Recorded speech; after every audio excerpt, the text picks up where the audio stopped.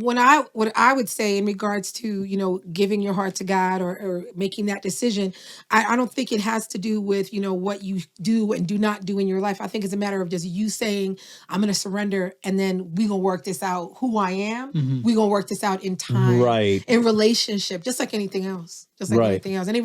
Like I know you're married, and I know the way who you were when you first got married is not the person you are today. Yeah. Because the relationship made you better, challenged certain things in you, made you look at yourself and go, it made you go. Like, you want to get married? The podcast, you can't win. Talking a good game, you can't win. Topics never lame, you can't win. Win. Watch your average Joseph. Marvelous. It's ridiculously funny.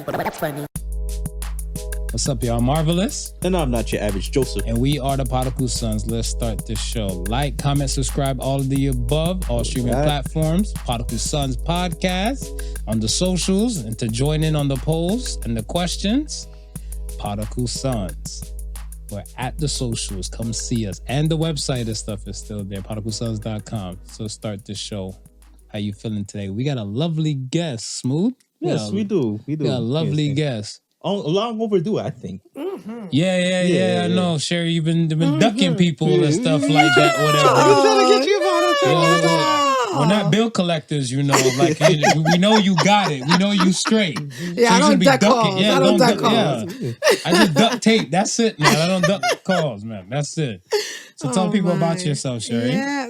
First of all, thanks for having me here. You're welcome. This is so cool. Thank you for joining us. It has been a long time coming, like a few years now. Wow. Yeah. You can't put that on me. I'm just throwing it out there. You can't put that on me. I'm just throwing it out there. On him. Put that on him first. But you know what? I was going to say that we're all busy. We'll put that on new management. Okay. On new management. Yep, that works. Okay. Wait till new management hear this. When new management hears, she gonna be upset.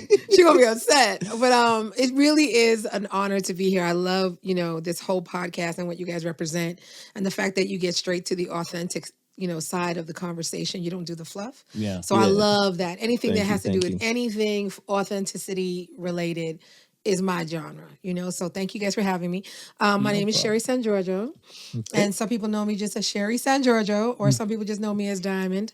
You know, I have a company called Dymond Enterprise. It's a social enterprise where we really just want young people to understand who they are authentically as well. So we build programming and we speak keynote as well as develop programs that other people can run as well. Nice. So that's one thing that we do. And yeah, just me personally, I'm an author, a mentor, and a speaker. So I'm happy to be here with you guys. Yay. Oh, sweet. Multifaceted. Yeah, a couple of things here and there. Don't worry. He's the dangerous one on this show. So is he? Watch him. All right. Watch his words. You know, whenever they put out a disclaimer like that, who to really watch out for? Smooth as ice and twice as nice. Okay. Smooth as ice and twice as nice. Sweet mount. There's always the sweet mount ones. The sweet mount ones. It's always the sweet mount ones. Yeah, they do come through very smooth. First and foremost, it's in my Dana, okay? Not my DNA, my Dana. It's in my Dana, and because I'm Jamaican by blood, that's why it's there. It's the extra sauce on top of it. But that's what I'm saying. Yeah. Tell me a Jamaican man who can't talk lyrics. No, exactly. No, you can't find one. From that small island, they mastered that. Whatever. Green cards have been issued over them sweet tongues. You're right. Jamaican men have. All right. Oh my God, you said green cards. Yes, green cards. Legit. Whole baby, you look nice. I'm Bronin. You can't take you off this world out here. I can be the man of your dreams in foreign. Yes. Previously on 90 Day Fiance. Right. Yeah. We here, man. Yeah. I hear you. Let's get to the polls, and then we'll get more into who Sherri is in her world. Okay. Cool. All right. So first poll came up for the week was, are women better liars than men? Jeez. So Smooth, let's talk about this now. As a man. I think so. I think they are. I think they are. Sherri, what do you think? I think it depends on who's been practicing lying the longest, because I think that I know some women that are absolutely masters at it, but I also know some men who have made a whole lifestyle, like completely brand new lifestyle with a whole heap of other people on this side of the world, and they mastered and strategized, and they balanced the both. So I think it depends on the person that has actually practiced lying the longest and is most confident at it. Yeah. I don't think it's a gender thing. I think it's a who's mastered it, who's done it the longest. Okay, well, Yeah. according to the voters for our polls, they said 90% women Stop are this. better liars than men. 90%. Stop it. 90%. 90? 90%. Damn. For some, they feel like it's a natural ability. I feel like some women practice probably more. Been practicing more. Well, yeah, because, okay, let me ask you this. But men cheat more. Do men cheat more than women now? Do we want to get into that? I mean, we can get into that. Because- But I look at it stuff as like, all right, if we're coming to lying, I feel like some women still have a problem to this day about speaking their age. That's true. Right? So Some people do. Old school. I say old school. Like if you see baby boomers and Gen Xers, some Gen Xers. Yeah. You know, it's like almost like a disrespectful thing for you to ask them their age. And then there are others like myself, who is also a Gen Xer. I'll tell you right now, I'm 54 and I look good and I feel That's good. what's up. And I don't See, really you're not care. the common. Right, See, right. You think I'm an unicorn. exception? Yes, yeah, you're an yes. exception. You're Mold breaker here. Yeah, Mold breaker. Unicorn. Oh God, And guys. you're running with these stallions out here. Oh like, my man, God. Oh my you know, God. like, yeah, a unicorn. You're These not in the same common weight mirrors. class or whatever. But I agree. I do agree with that part. Like that part, I know a lot of Gen Xers that will be like, you know, kind of trying to act like it's my 25th birthday again. It's like you've been 25 for the last 10 years, man. You know, the so Nile stop. is a river in Africa. Right. And So he's that swimming in it. Right. But I feel like when it comes to lying, like I think that's one thing. Covering up your age, not wanting to show your age, that's one thing. Yeah. But lying, I think so. For me, I think anything like I want to say, what's that word they use in court? I want to say perjury, no, not perjury, but it's kind of like you're assimilating words and stuff, whatever, to make semantics. it's. I guess is where you would say, all right, I'm going to a strip club called the Bakery, Yes. right? Right. And then you call me and say, where are you? I'm at the bakery. Right. A mission. Right. Omission. Omission. Right. So I look at it stuff as where if you're not speaking the truth, omission is still lying. I agree with that. Yes. I agree So I with look that. at it stuff as if you're not gonna tell Not me your lying, age. it's misleading. Yeah. Ooh. Yeah. It's misleading. Sorry, it's Yeah. poetic. Again. It's poetic. But it's true though. And we talk about like, is a lie, you know, a part of the truth? Because you didn't tell me the whole thing. Like, as you said, the omission part. Right. Yeah. So yeah, I agree. So, do women do that more often? Shout out to the women. Do they do that more often?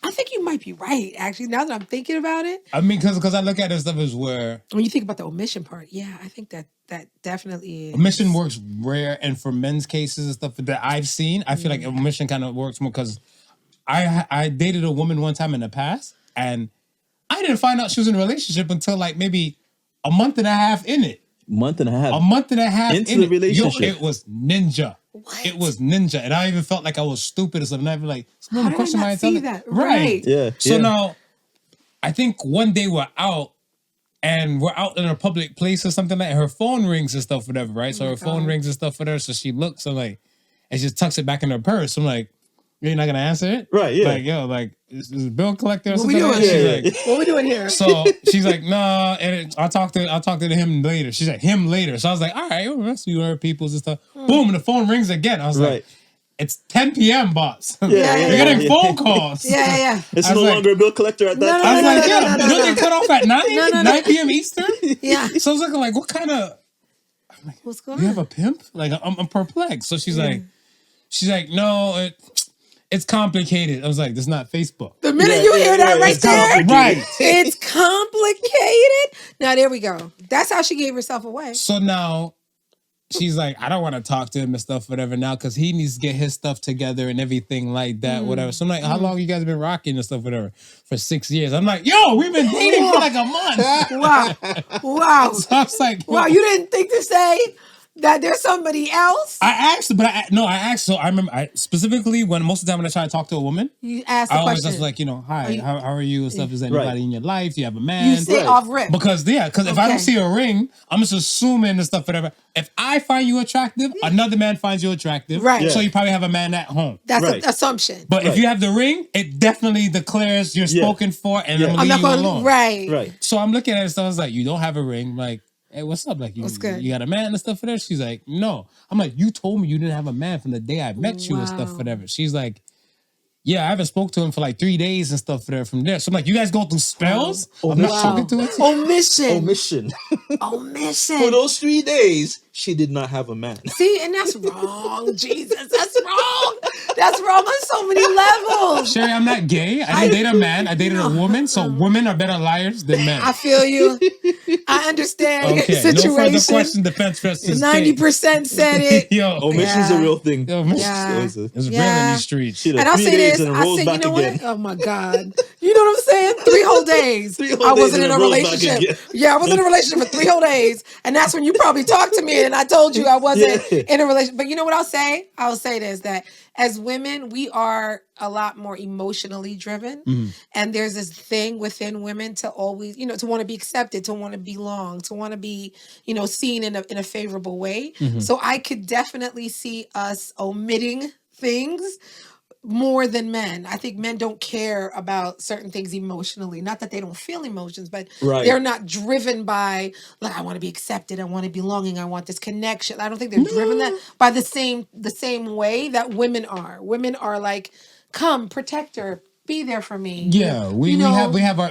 I still think we still want to be felt like that, but I think it's just like different aspects, and different stuff drivers. I think, right. Mm-hmm. Yeah, because I feel like I had an issue and stuff one time and stuff that I was talking to, I want to say a friend, and we're kind of close and stuff whatever through like another friend. Mm-hmm. So, and woman, right? And one day I saw her and stuff whatever. Like say we went to go link just to see her, just we see each other in a while. Mm-hmm. And when I saw her now, she had like a different kind of outfit on. So I'm like, okay, you came to show. Okay. I'm like, I felt kind of underdressed because I'm looking like, yo, you made us feel like it was kind of like a date or something, like a vibe. Yeah, she's like, no, she was just blah, blah, blah. She's going to go somewhere else after that, whatever. I was like, okay. I'm like, it's popping. You look gorgeous and stuff for her. She's like, yeah, thanks. So it was just like a little whatever, right? So I'm like, yeah, whatever. So we chopping up, we talking and stuff like that. Mm-hmm. And she went to go get we went to go get food. So I got my food first and I was like, yo, I'm going to put it at the table. I'm going to wash my hands and stuff, whatever, come back. And then meanwhile, she's getting her food. A dude's talking to her and stuff, whatever, right? Mm-hmm. So I'm like, okay, cool. Make sure like dude don't think I'm cop blocking or this is my woman. Right. She's a female friend of mine, whatever, right? Yeah. So he's like, you look like she had a dress on. She's like, oh, you look amazing in that dress, by the way. Mm. Thank you. I was like, nigga. I just told you. I'm like, when I saw you get out the car. Where was my key? Yeah, I ain't get no key. Nothing like that, whatever. No. And it's like, oh, because you're like family and stuff. I was like, yeah, boss. Like, yeah, you didn't my words don't mean nothing to you and stuff. So like, it depends. It depends on who she wants to hear. Clearly, I'm not on the table.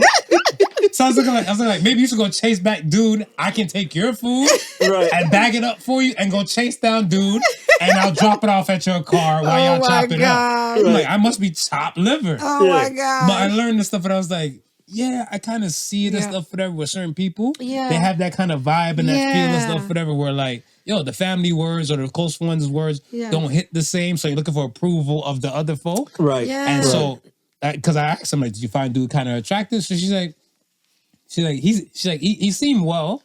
But she's like, yeah, she just entertained the conversation for that bit because he's like, oh, you're eating here by yourself. So she's like, no, I'm actually with somebody. Right. So I'm glad she didn't say like I'm with like, what it is to kind of cut it off. So that when he saw me now, I was looking like, I'm like, do your thing. Yeah, did you? Oh, that's so nice. I'm not a hater. That's so nice. I want to see all my friends and my people's winning life. Right. Across the board. That's relationships, so cool. all that. So I'm like, yo, I want to stand in your way, do your thing. That is so cool. cool. We were just catching up anyway, whatever, right? Mm-hmm. So I was like, but yeah, see that, but even society. I know. A little bit, like, where's my key? Yeah, where's my key? That's what I said. I was like, I mean, my phone is giving her a look like, yo. Oh my God. Big homie. Like, I was like, yo. I'm like, the peoples will hear about this moment. Shit, are you gonna snitch on me? Like, yes. Yeah. Thank you, this dress. But also, also, the other thing to that is that society puts a lot more onus on women looking a certain way in public than men. And that doesn't mean to say, it doesn't mean to say that men can't dress or look good in public, but there's this vibe that, society, you go outside as a woman, you want to look a certain way so that people do notice you. You know what I mean? So you do get that, oh, you look very nice compliment. I don't know if men are driven like that. Let me go outside and get dressed so I can get a compliment from somebody. We didn't talk about last week how we'd circle back if we didn't get the compliment the first time. Let my haircut be fresh. Really? Let my haircut be fresh. Let it be a new outfit. And y'all want to hear it? Y'all gonna see me. Oh my gosh. Y'all gonna see. I'm But do sitting you on my look for chest. the compliment? You look for it? No, I don't look for the comment, but I look at it because women don't give compliments. Men are starving. So that's the reason why when a woman is to give a man a compliment, the man's like, oh shit, she's into me. Oh wow. Right, so because we're starving, it's like, it's like you're starving a person for 7 days straight, whatever, right? Right. Even a Pop-Tart looks like a Thanksgiving dinner to them. It's true. So that's the thing. We're starving for compliments now, whatever, or even saying like the effort and all the above. So now when a man gets to the stuff, he's like, hey sir, your shirt looks nice. Thank you. This shirt? It's like this shirt? This old thing? I just threw it on. You probably get an extra pose? Just threw it on. Why, thank you. Like the voice gets deep, you're like, yo, calm down. But it doesn't happen. Yeah. It doesn't happen that frequent. So I want to say, men, they don't look it, but it's kind of like, I think we've learned to adapt. I want to say, okay, how do you feel about, let's say, you on your shit. Right. You fresh to death and stuff, whatever. Styling. Profiling. Random women besides your wife will see you and stuff. If they give you like a double take, don't that make you a damn day? No, we'll take that because we know. Because we know it's the furthest it gets. That's the comment. That's the furthest it gets. That's the comment. That's the comment to us. That's the furthest it gets. I have 2 female friends. I went to lunch for them. Okay, I'm learning. I'm learning right now, guys. I'm learning. I went to lunch with them, and it was like a tall, dark, and handsome dude and stuff, whatever, too, right? Both of them having many fantasies about dude. So now. One's like, girl, I would drink his sweat with a straw. Oh my God. Girl, he can have all my babies and eggs. So and everything like, so I'm looking like, well, both of y'all look thirsty as hell. Let me alley-oop this thing for y'all, whatever. So I'm looking like, I'm like, what's up? So I walked over because like our table's over here and I walked over. He was standing there. I'm like, what's up, my dude? Like, how you doing? Like, my friends and stuff, whatever, Yeah. Them, when he looks at them now, whatever, they do one of these things like they're not even looking. Oh my God. So I'm looking like, oh my God. I look like I got problems now. Whatever, you look like you're approaching him. Yeah. So I'm looking like, yo, so my one girl, whatever, you know who, I say the name off air stuff for her. Yeah. Start with letter J. So she jumped up and stuff for her. Her punk ass no. So she jumped up and stuff and she's like, don't pay our friend Marv no attention. He just causing problems and stuff like that. Oh boy. So dude's like, nah, it's cool. So I'm looking like, screw both of y'all. Yeah. And then they're like, I don't want to see you like no thirsty hoe. But you are. You just acted like you just said you would drink his sweat with a straw. You sound thirsty. Yeah. A liquid with a straw. But she don't want to come across like that to him. But she can say that in front of you because you're her boy. Yeah. It's just a little different. But yeah. I feel you. I think that whole poll, there is some truth to that. I'm gonna say yes. Because we're driven by different things. Yes. Okay. So, agreed. They have spoken. They have spoken. All right. So the next question of the week and the next poll was, have you experienced church hurt before? Now, before I give the answer to the poll, well, we never heard the term church hurt before until it came off your lips. Is that right? So I saved it. So when I heard it, so it was, with the manager and everything like that, whatever. Yes. And the conversation you guys had, about it, I was like, what the hell is a church hurt? Right. Because I didn't know what, and then when she explained it, like, if you've been hurt any way, shape, or form by the church. Right. And I was looking like, so I'm like, yes. So I can say, majority of people have spoken. Right. 67% says, yes, they have experienced church hurt. Wow. Have you experienced church hurt? Yes. Do you have a story to follow up with Wow, that? you have to? Yeah, I have. I had when I was, I want to say the age of maybe 8, 9. So this is like childhood. early. Yeah. Childhood. I was Wait, did you drink the juice? wine, the wine? The priest? No, There's no priest involved? No priest. Okay. No priest. I'm just checking. Just checking. Wanna make sure. A therapy session. Wanna make for this sure. episode. Not that type of hurt. We don't want to go that deep into the trauma. Because that sounds like it could hurt Oh my God. for a young kid. Oh my God. But you know what though? It was actually so it was my mom's church, and they had something called the Christian Boys Brigade. So it's like Scouts, Oh yes. similar to Scouts, Okay. but I guess more for Foundation of Christian. faith. Yeah. Yeah. So I had this one counselor. I guess he was more stricter than the rest, but so he would always encourage us to read the Bible. But his whole thing was read from the New Testament Oh. on. Mm-hmm. So it's like, For the New Testament? yeah, the new. Don't forget about the Old Old Testament. Testament. Let that go. Yeah, Let that go. Let that go. Okay. Just Read- only from the new. Yeah, read from the New Testament Okay. on, and I'd never understood that because I'm like, not to cut you, but to Yeah. his defense, though, I seen a few like just Bibles with just the New Testament. yes. So yes. I mean, they want to kind of throw you off too far. I've had seen Bibles Okay. with just New Testament. Yeah. All right. But I was like, but I'm in a church where they have Old no and- Old and New Like the whole Testament. Bible's you read the relevant. whole First few entire pages. Bible. Yeah. Yeah. Just get the whole The first half of pages. it. Yeah. Just Start get on the half Matthew. of it. Yeah. Yeah. And so I Over half. I never understood that, right? Yes. It's like, so, when we started doing like the whole fellowship stuff and so forth like that, there was this other kid that was close to that counselor. Now, I don't know what he kind of experienced or whatever, but there was one time now, they must have got into some heated Argument? argument, Oh wow. and I think he ended up actually hitting him. Now, I never seen it. Okay. Right, I think majority of us who were in it never seen it. Okay. But now they wanted us to be like kind of like character witnesses Oh, to say, Lord. "Hey, this man, he Would do either something like that or he would would do not." it right." Right. They wanted us to be one of those, right? And kind of how they were approaching us to do this was almost like, okay, no, I'm not going to say that I outright seen him do these things, but I'm also not going to now sugarcoat anything and say like Right. pretend like this man Yeah. is He's so something that great. I don't He's so know. amazing. Yeah, He's so and I'm like, kind. Yeah. this is what I kind of felt like. No, you guys, Yes. I'm in a place of God where I'm supposed to be telling the truth. Truth. You The don't want truth. me to embellish. I was Yeah. like, and I felt like, In the house of the Lord. yeah, and I was like, Tisk, tisk, tisk. I can't. He said tisk tisk. No, but for real, like that's they But should just could- say, but could you come and imagine- tell the truth. Just come and tell the truth. But could you imagine As a an child. 8 and a 9-year-old, Yeah. how confusing and conflicting that is? Of So course. I was like, I was traumatized by that Yeah. for the longest period of time. And I'm like, Yeah. how could it be in a house of worship where they tell you to tell the truth? And I got leaders telling me, Well, just you say ain't it gotta like tell this. the whole truth. Just say it like Yeah, this. yeah. Yeah. Omission. That could, Omission.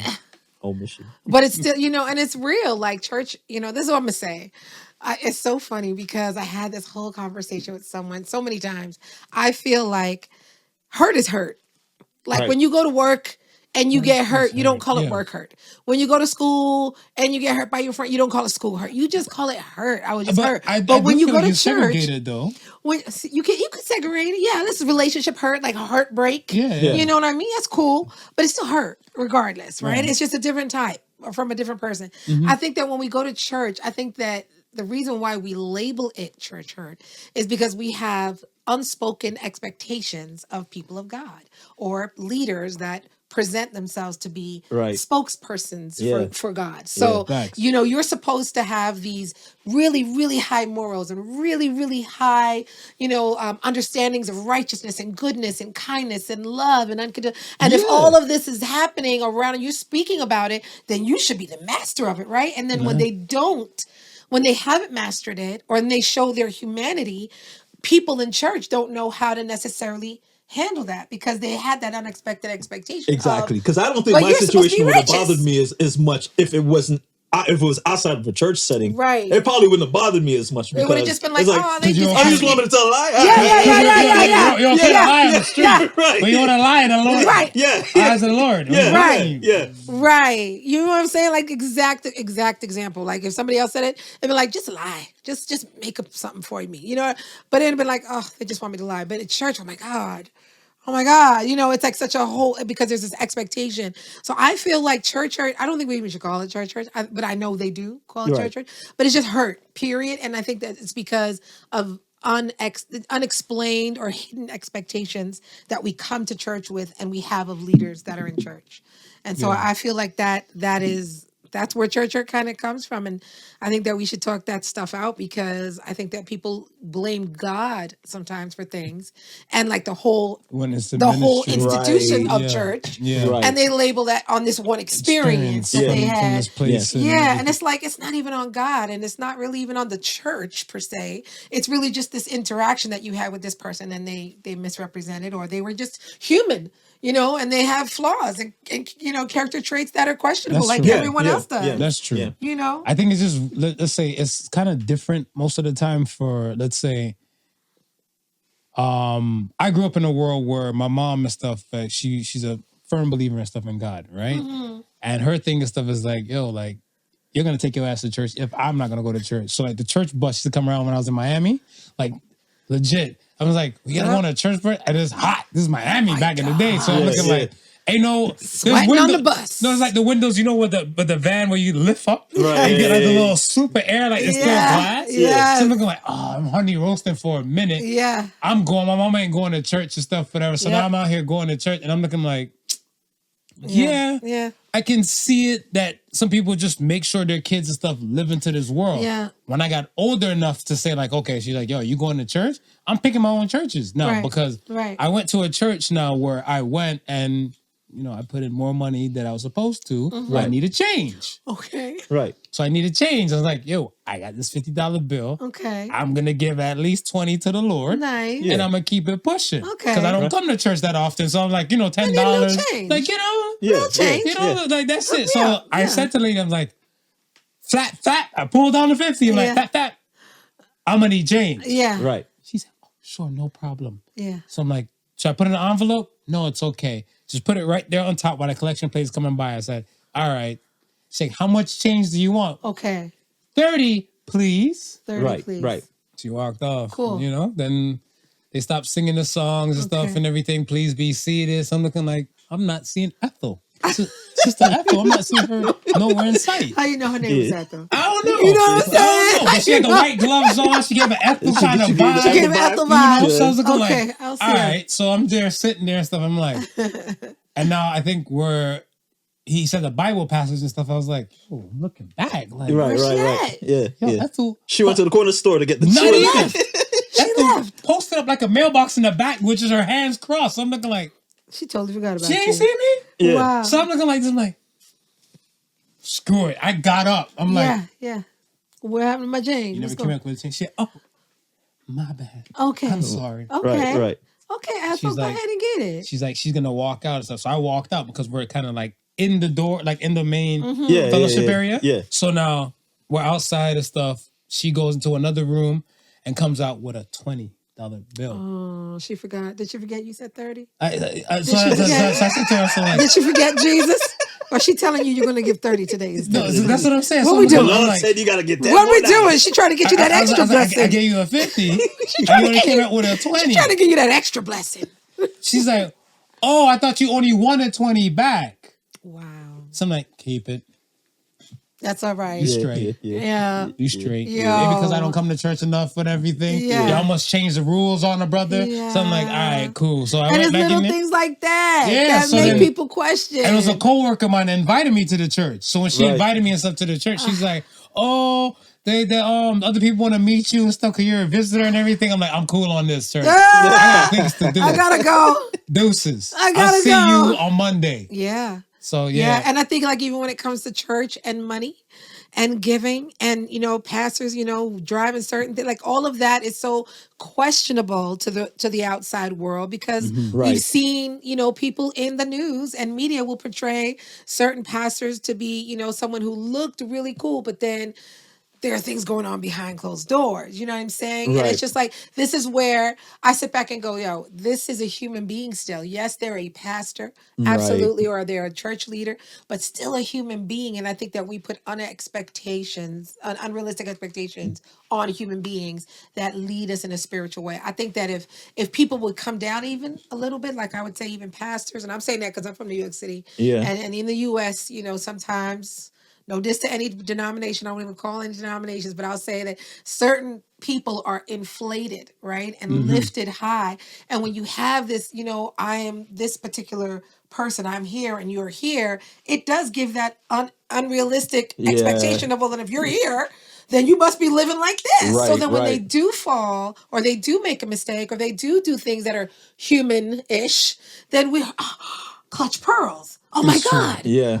What Yeah. did you do? How could you? And it's like, well, he's human. That's how he could, or how she could. I'm always like, I don't know how you feel about this, but I always look at this stuff as where maybe it's just me, but I prefer my pastors to be married. Yeah. Yeah. Now, when I see or know of a pastor being single, It's harder. like there's something in me and stuff is just saying like, I don't know if I can trust you like that, whatever. Because we put him up onto this level, whatever, Yeah. right? I want to say TD Jakes, no shade of TD Jakes, but a person like that is like, wouldn't be there without the flock, Right.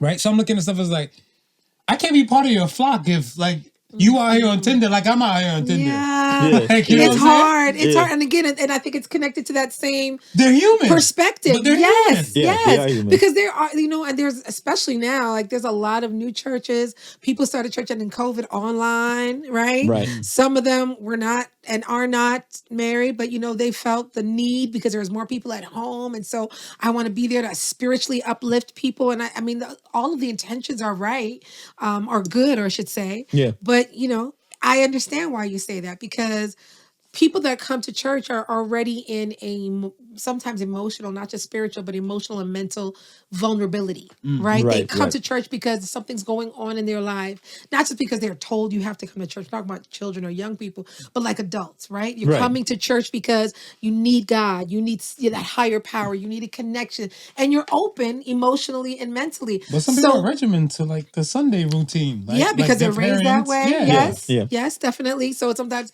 they do it as a routine. But I'm saying, like, for women, and if you look at the population of church, it usually is more women, like the ratio is higher women to men. Right. So when you have a man that is a single man and he look good, and he's young, and he looks like he's popping, and you've got all these women in the church. Of course, it's a suspect type of, how's he treating these people, or what's going on behind closed doors. I feel and like it's he's smashing shared. everybody behind the congregation. It's not- All the but usher women and stuff it like don't that, need to whatever. be that. It don't need to be that. But that is the thought, because media's put it's so bad that media's put that in our minds that if you're a pastor, you might be doing something suspect. When you look at CEOs in corporations, you might be doing something suspect Oh, yeah. with your Right. secretary or with people in your corporation. But we don't Right. look at them like, we don't have that thought in our minds like CEOs or No, 'cause people in I- C-suite levels are doing that type of stuff. Like for me, because like people ask me and stuff like if I'm, I have no beef with like getting saved and everything. I just feel like when that opportunity comes to me, Yeah. then I'll do that. Yeah. Right now, I look at it stuff as where people will say to me like, "What are you afraid of?" and everything like that, and they're like, "Oh, do you think you're supposed to be perfect after you get saved?" But I'm looking like, no, I'm still me. But I just look at it stuff as that your diet and your lifestyle has to change. I think would it feel- does. I would feel Right. organically. like I'm gonna say I'm not walking this path with God, Mm-hmm. but here I am cheating on my woman. No. The math ain't math. It doesn't It's, matter. it's Yeah. not meant, but you know what? I'll tell you this though. Just because you become a Christian doesn't mean that those proclivities and those habits and those behaviors just drop off. No. It does change, but it changes with your relationship with God. The more you get closer to his character, the more it reflects, and you see your character and you're like, yikes, because I remember I grew up in the hood and every second word was mother effer and that's how I talked. Right. So Right. when I first got saved, I was 17. I remember, talking to people like that still, like in church. And they were like, you can't talk like that. I'm like, talk like what? I didn't understand. What's the problem? Right. If he's a mother effer, he's a mother effer. What's the problem? If he's a nigga, he's a nigga. There's Like, no problems on this side.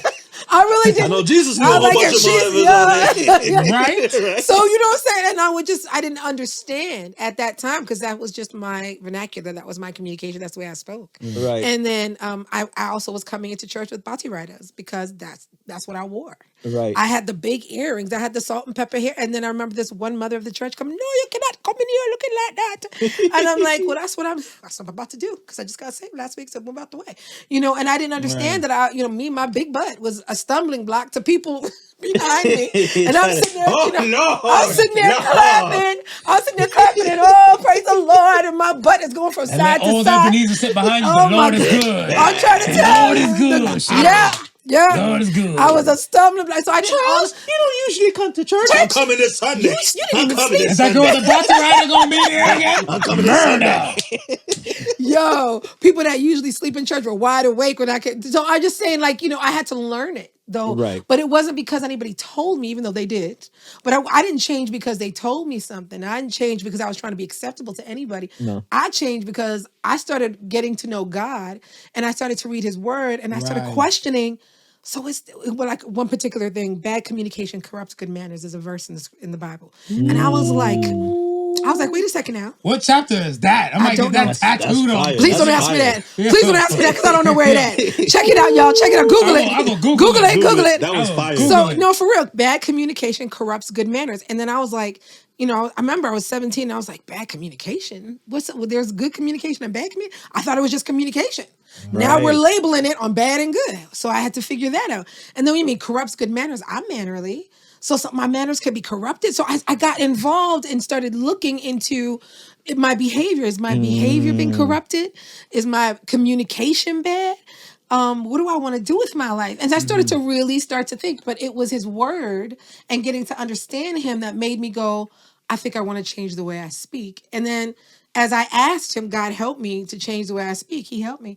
To this day, I don't curse like that. Don't test me now. Don't test me. Don't mess with my babies. Do not mess with her Don't gangster. listen. Don't mess with my babies, and you will not see that side.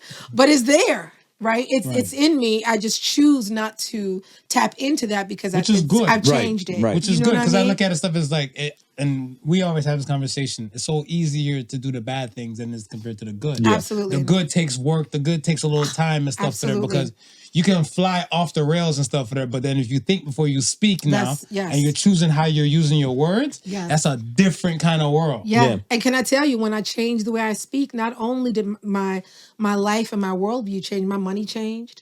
The respect that I got from people in the community changed. The invitations and the opportunities for me to be invited into certain rooms that I probably wouldn't have gone. I agree with those other words with me. Yeah. And that behavior that came along with it, that changed. So, what I would say in regards to, giving your heart to God or making that decision, I don't think it has to do with, what you do and do not do in your life. I think it's a matter of just you saying, I'm going to surrender and then we're going to work this out. Who I am, we're going to work this out in time. Right. In relationship, just like anything else. Just like anything else.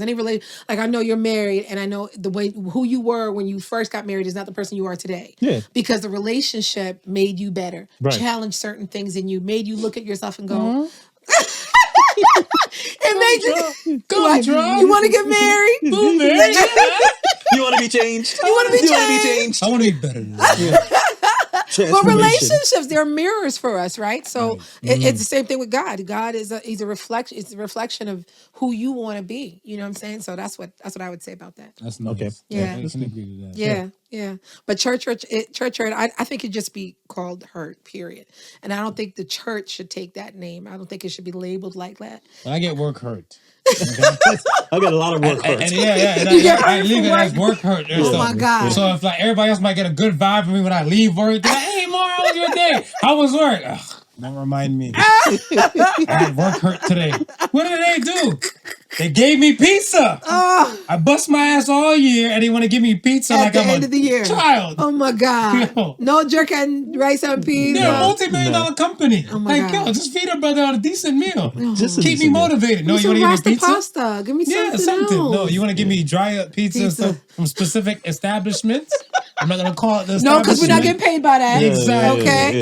But you know, like, Yeah, I do hear better. you. Do better. Do better. We don't want to know work hurt. No work hurt.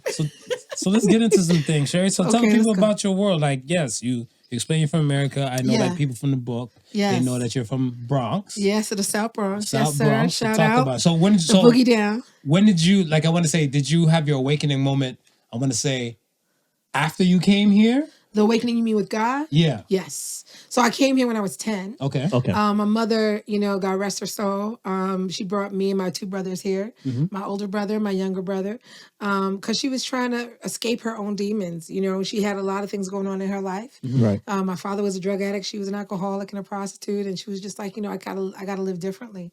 And I think she also saw, like, we grew up in the 70s, right? So, Malcolm X and Martin Luther King Jr., they were just both assassinated. Black Power, Black Panthers, it was a real movement. 5%ers on the corner, you know what I mean? Yeah. So there's a lot of, people trying to find their identity and understand where they fit within society. And so she was lost, you know what I mean, in that society as well. And as she was a Black woman. Right. And she was raising Black children, you know what I'm saying? And in our neighborhood, it was Black and Hispanic children. There's a lot of opportunities at that time. So she was just like, why am I struggling like this? And then she started to see that we as children were growing up very cold-hearted. You know what I'm saying? Products and environment. Oh, yeah. Right. The projects are just, that's how it grew. And it's unfortunate, but it is still a fact that when you're brought up in the projects and you're around a lot of poverty and disparity, you have to grow up quickly, right? So as children, we were children, but we knew a lot of grown up things that we really shouldn't have known. And so she was coming from, my mother was from Nova Scotia. So so she shout was out originally okay. My mother's Nova Scotian. Because I was gonna ask, how does someone end up being in the States and Yes, then come move all the way to over here. Canada? Yeah. Oh, I just thought things was like willy-nilly back then because remember, I heard people used to cross over and come to Niagara Falls from, like, I have some people from America has come over, like, just with their driver's license. Oh, wow. And just get over in Canada. So that's why I thought, like, back in the day, way you back, could that's just what I'm saying. be When able you're to saying just from the travel. 70s time and everything, Yeah. I'm thinking it was just That was a willy-nilly. thing? Wow. Yeah, like my I didn't friend, know that. a good portion of my friends' moms and stuff, like in Cleveland, if I'll tell them, like, oh yeah, I live in Toronto and stuff, they're like, oh yeah, back in the day, I used to just go across with my, what do you need now? I'm like, you need a passport. They're like, just to drive? Yeah. So like, yeah, their thing and stuff was so Wow. easy to come to. So I'm like, Yeah. it wouldn't faze me. Yeah, so we did. I mean, mother she just started to see that we were living in a way that she as a child didn't grow up. So she grew up in a very small town called New Glasgow in Nova Scotia, just a little bit outside of Halifax. And shout out to the Day family. Buddy Day's her cousin. Shout out to the Days. Shout out to the Days. And so, yeah, she knew of a simpler, smaller town type of living. And she knew that childhood was supposed to be carefree and not so full of stress and Right. hardship. Correct. And we shouldn't be seeing certain things that we were seeing. So she was like, nah, we out. And so her plan was to actually get us to Montreal because she had family in Montreal, but she ran out of money. Okay. So we ended up staying in Toronto, and she started looking, who do I know in Toronto? And then she found a friend who also was from Nova Scotia. Okay. And they helped us. They hooked us up for a little while, and we lived in Parkdale for about a year. And then we went from there to Jungle, and I grew up in Jungle. Okay. So yeah, my awakening moment was here in Toronto. And you said 17? I was 17, man. Wow. Yeah, that was an aha moment for me.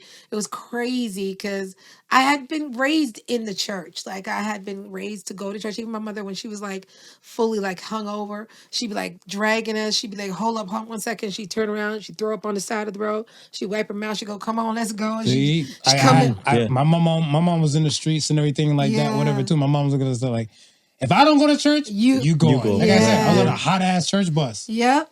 I remember the church bus too.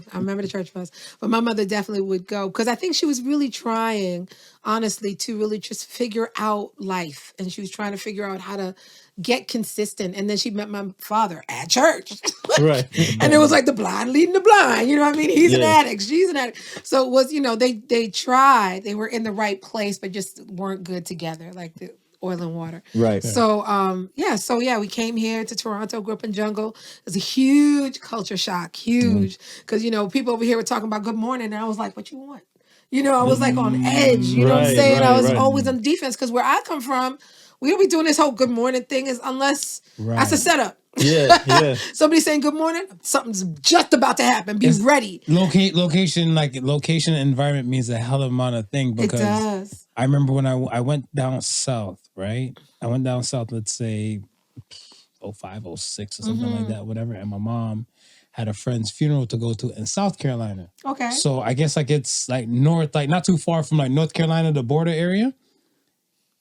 I'm now in my world, I guess they're not used to seeing me, but they know everybody's so friendly and family-like. Right. So I'm walking and stuff. I'm like, all right, I walk to the store. I'm like, I'm going to walk to the store. I'm going to walk back. And that's a hike. Yeah. And I'm walking back and stuff, whatever. A lady pulls me in the pickup truck. She's like, are you here for Marie's funeral? So I was like, yes. I don't know if I should It was a Caucasian lady. Yeah, should I answer? I was like, yes. Am I going to get hauled up by the KKK? Oh, Like, Jesus. Right. Oh, no. So then she said, well, you can hop in and stuff. I'm going that way and stuff. And I have a pie to bring over there and stuff to the house. Because they were gathering for that evening, right? Okay. So I was looking like, she's like, you must be from a big city. She's like, you can get in the back of the pickup truck and I'll drive slow. And if you feel scared, you can jump out and stuff, whatever. I was like, okay.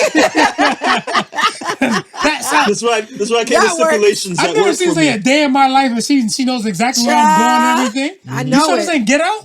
So, you know what I'm saying? So I'm all perplexed, and I'm in the back, and she opened up the little window area, and she's talking to me. She's like, Marie's mom was like, Marie was such a good lady and everything. Like, she had so many kids and blah, blah, blah. And all. So I'm like, yeah. So I like, we know her daughter, Ella, right? So they're like, yeah, God bless her and stuff, whatever, too. She's the one that went to Miami and everything. He's like, yeah, you know a lot. Right. I'm like, this lady's small in church. town. Yes. Small town. Yes, small town. Small And I'm town. telling you, even when I went to Nova Scotia, the first time I went to Nova Scotia, the whole town Knew who the hell. knew who we were, when we were coming. There was a whole heap of young people. I was like, what is happening? It was just such a culture shock. So even coming here to Toronto, I was just nobody ain't like that. What's going on here? I remember one time when I went on the train, first time I went on the train, and I saw this girl. She had like a little chain, a couple of chains on, and she sat next to the door. I was like, girl, no, don't do it. God. Don't do it. You want to. So I was trying to tell her, I was like, just move over. And she don't even know me, but I didn't want anything to happen to her. So I was just like, you might want to move. She's like, what? I said, you might want to move over. And she's like, why? I said, because you got all that jewelry on. And she's like, no, it's okay. Whatever. And I was just like, oh my God. I was like, she's living a really risky life. But it was, again, a new world for me. It's so funny, though, that when you really think about that. I remember the first time when my cousins came over from New York, and they were like, y'all stores ain't got no bars. Right. Yo, that store would have been broken in 4 times already for the day. At least. The so gas different. station thing is what blew my mind when I came here. Right. Because I'm like, the self-serves? Yeah, I'm like, y'all pump y'all gas first before y'all pay? I was like, I would have drove. First of all, I put like dummy plates on the thing, cardboard boxes, fill up, wave at the attendant. Yeah. And so it's just like that. It's like such a totally different shift of mindset that you have to have in school. Like this one girl said to me, like back in the day, they used to say, you're dead. That's how they say that you're going to fight somebody after school. But where I came from, if you said I'm dead, like I'm actually gonna get shanked. I'm gonna get hit. Right. So I went looking for her. Recess. I was like, recess? I don't even know what recess is. My God, you guys are stressing me out. Is that break? Is that break? Like we don't go outside for y'all go outside. Like it was just so many things that I had to learn and adapt to. So yeah, it was a whole culture shock and adaptation. But I've done all right. I figured it out eventually. I understood the Canadian lingo. How you doing, Yeah. I figured it out. My question to you and stuff is that, but then the whole metamorphosis, pertaining to your book, yes. Do you think a lot of people like go through multiple metamorphoses or one giant one that kind of just leads and everything kind of falls good? Because there's an expression, in order for flowers to grow, it has to rain, right? Right. And I think a lot of times is that people feel that like, all right, I've been through some shit. I've got the rain. It's all sunshine and rainbows and lollipops from here, but life is still life. Hell no. That's some type of Harlequin romance book. That's not real. Like the real You know, is. Michelle must copies 50 Shades of Grey. So Come on, don't play games. come on, right? Like, 50, 25 shades. You know what I'm saying? Like this, like honestly and truly, the metamorphosis happens multiple times in our lives and at different stages of our lives. And, and whether or not we embrace it or we resist it will determine how fast or how slow we grow. That's really what it is. So if a metamorphosis comes like it did for me when my mother said, we're moving to Canada, right? Like literally, that was a moment. That was a metamorphosis. I was like, we what? Who what? Whole another country. What? Yeah. Like all I knew was my 4-block radius. That's what I knew. Right. I knew the bodega. I knew Jose. I knew Keith and his family across the street. I knew Lunch Program. I knew CES 236 and Miss B. Like I knew certain things that were a part of my world. Now you're taking me out of this world and putting me in a completely different world. I don't know anything about no protection. I don't know nobody. I was like, that's a metamorphosis. And it happened when I was 10. So if I embraced it, I would grow with it and it wouldn't be so hard. If I resisted it, it would be definitely something I still go through. It's still going to be a process, just going to be harder for me to learn. The lessons that are going to be in that metamorphosis process are still going to be there. It's just I'm probably going to have to cycle through a few times to get the actual lesson, right? And so I think the metamorphosis, it happens multiple times in our lives, and my heart for people and when I coach people or when I try to sit down and mentor or talk or even just do a keynote, I'm always like, just be ready for it when it comes. And by ready, I just mean be open and be willing to actually morph and transform, because the more you resist it, the more you're going to have to go through that metamorphosis and the cycles that come along with it. Right. And then it's like, who do you hurt along the way? Yourself, other people, missed opportunities. Here comes this, maybe you'll get the opportunity again. Maybe you won't. Maybe it'll come in a different form. Will you be ready for it then? Like all of that is like what I always try to say. Listen, just be open. Be open to know that sometimes things are going to work out and sometimes they won't. And if they don't work out the way you wanted it to, embrace that. Right. Instead of resisting it as something's now wrong with you or something's wrong with life or why me, woe is me. Don't go through all of that. Bump that. Say, okay, you know what? This is what life is throwing me right now. Yeah. What am I supposed to learn from this right now? How am I supposed to grow from this right now? What is in it for me and what do I have to do to actually live in this season of my life? Because that's a season, it's a stage, and then there will be another one, right? So in this season and stage of my life, what am I supposed to be? Who am I supposed to be? And how do I need to transform? And I always say transform instead of change, because if I change this shirt, I can change it and put it back on.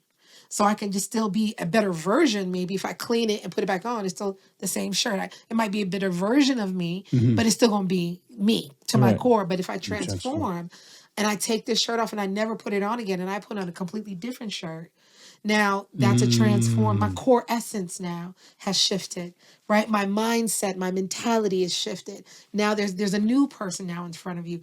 That's growth. That's what I try to really help people to embrace and get them ready to embrace. Right. In a general sense, do you feel like some people take things personally?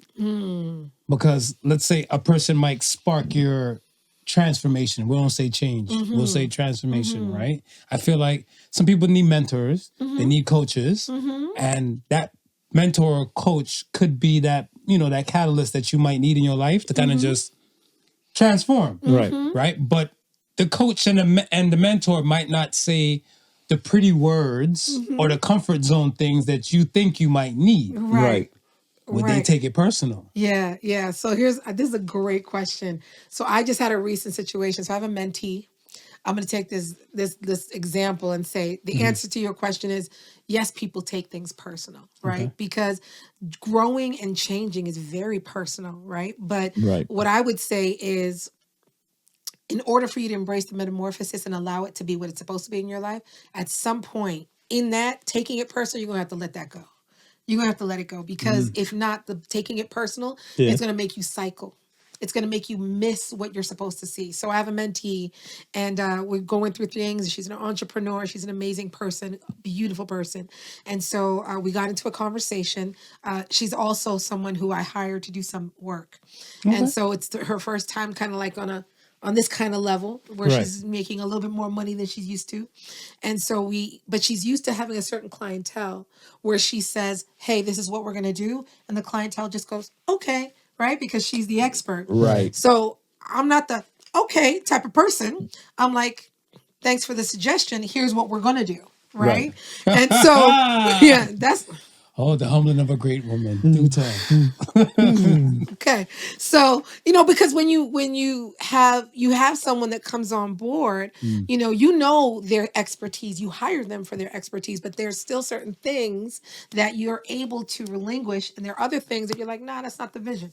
That's not what we're going to do, because I see bigger picture. I see dollar signs. I see convenience. I see some other things that you don't see. Right. So just like you come with your expertise, I come with my own. And so if she said something and she was like, yeah, this is what we should do. Right.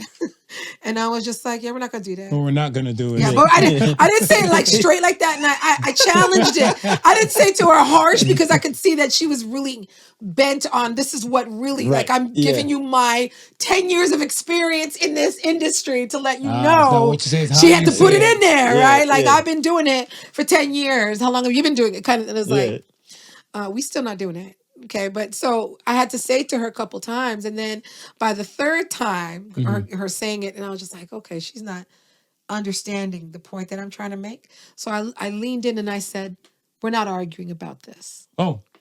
And I sat back and I said, that gave me some kind of fear. Just a while ago, you did it. Yeah. We're not arguing about this. I said, we agree. And there's certain things that we're going to disagree on. This is just one of those things. And I walked away from the conversation. Weeks later, we had meetings since that time, and other people that were involved in this particular event were like, yeah, this is what we're not going to do. This is, everybody calm down type of thing. And I was just like, yeah. And so she came back afterwards and said, I needed to really say I'm sorry for coming across like this. I'm just used to my clients listening to me, right? Right. She said, I'm used to my clients listening to me. And I said, listening or doing what you say? Which one? And then she had to pause, and she's like, yeah, I'm used to them doing what I say. I said, okay, you've now leveled up your business. Yeah. You're getting a different clientele. You're getting different money as well. So you're going to have to morph and embrace the metamorphosis that happens on this level if you're going to maintain this kind of money. Right. This is the seasons piece you're talking about. This is the season. Yeah. You were in a season. The previous season was different. Yeah. You're in a new season in your life. Totally different clientele. Correct. Yeah. Totally different money. You leveled up, honey. And you are leveling up for sure. And all of this leveling up is now bringing more but they're bringing a whole different clientele. The other ones, they were, not to say that they were less important, because they had to get you to that point. Right. So that was important for you to have that season in your life. Yeah. But now that you've graduated and grown and you've matured, and now you're on this level, there's a different kind of stretching. And I will tell you, the metamorphosis, if nothing else, will have you feel unqualified, uncomfortable, make you feel like you don't know what you're doing. It'll bring imposter syndrome, whatever. The metamorphosis will do that, because you'll feel like, I've never experienced this before. How do I? Because it's going to stretch you. It's going to stretch you internally, morally, and it's definitely going to stretch your skill set, right? So be ready for it. You know what I'm saying? Embrace it. Okay. Let me ask you this. So we've had a conversation and stuff before, and we said, and I'm glad there's a woman between us now. Is it harder to humble a great man, or is it harder to humble a great woman? This is a hard one. You're a great woman. You can answer that. I'm gonna, it's kind of like the whole lie question. It's like, who has practiced humility more? You know what I'm saying? Because I have been around women great women who have, amassed great wealth and success, to what they believe success to be, Mm-hmm. and their ego can't even let their head come through the door. Then that's what's You feel me? Like you talk to them and they're like, excuse me, I need and I want and I get and it's like, honey. sounds like my dating life. Honey. I run through it every day. Like it's just all it is. It's like, you have those women that are still struggling, but I would say that that's more a struggle of identity. But they don't practice humility because they're still struggling with that. They're still struggling with understanding that you can still be a leader and what we want to call a boss or whatever it is. But And a embrace great woman is not hearing that. But- As much as like even but what as is men, great? Even that question, what is a great woman? so I You look feel at me? Because I think a great woman, if she's great, tell me. knows how to embrace humility, and that's very connected to her femininity. Right? Because I think a lot, and let me just say this, there's a lot of women, even within, the C-suite level or, that have the entrepreneurs, that if they don't have a good handle on femininity and they embrace more of the masculine side, it's going to be very hard for them to humble themselves because they feel that they've got to compete with men, and they get into a room with the men and it's like, whose balls are bigger? And it's like, honey, you don't got no balls, This baby. is so funny This- because yeah. this has got you're the second lady that we've had on our show to express that if you're not in tune with the femininity side, You're going to miss out. it's gonna be a problem for you. It's going to be a problem because, and I say that with all due respect. And we're saying that because we're glad we haven't had to say it because it's always Because then it would come across like a thing. Mansplaining. Right. Yeah, It's yeah, yeah. mansplaining. Yeah. Because okay, we were even like I want to say him and I we recently went to a funeral, right? Yeah. And in the conversation and stuff was like, oh, on Mother's Day Father's Day I would tell my mom Happy Father's Day. Oh my God. I'm like, your mom don't got a dick. So I even said it to like Smooth. I was like, Smooth, you hear that? I hear you flinch. He's probably like, Marston's trying to start problems in the funeral. So I'm like, okay, I'll shut up. You boy. know what? It's crazy. Can I tell you, I was a single mom since my children are all grown now and I've got grandchildren. So, and just this year, 2 of my children called and said, Happy Father's Day. I said, what are you calling me for? Right. Have you called your dad to tell him Happy Father? I said, and I remember saying to my, Sherri, oh my gosh, I Sherri. said, Oh, where have you been? Yeah, no. Oh my gosh. No, the I stress. said, Thank you. I said, I appreciate you. You might get squat Calling for this me, one. I don't care because there's no way, and I've said this even as they were growing. I said that on my best day, I cannot be a father. I cannot even replace a father. Now, I might be at a game where you wanted your father to be there, so I may have been the one in the stands, but I was still your mother in the stands. I wasn't your father Thank you. in the Right. stands, and so don't get it twisted that when you looked in the stands and you saw me, that now I'm replacing your father. Correct. I could never replace your father. There's even the most masculine woman could still not be a father. You know, there's an innate thing within a man and within a father. There's a protective way. The way I'm a mama bear is not the way a father protects. Fathers protect differently. Yeah. Right. Fathers teach different things Yeah. from a very innate Dana. You know what I'm saying? Yeah. So it's like, it's not, it's not something that I could maybe try to mimic, but it's not going to hit the same way. And I'll tell you this, and I say this all the time because I have 2 boys, 2 young kings that I raised, and as well as a daughter. I remember there was a certain time, just around the time, I'm not trying not to be crude, but just around the time their voice got deeper. I'll say it that way. Yeah. And I realized, I was like, yeah, so I don't got what they need right now. I got the maternal side of it.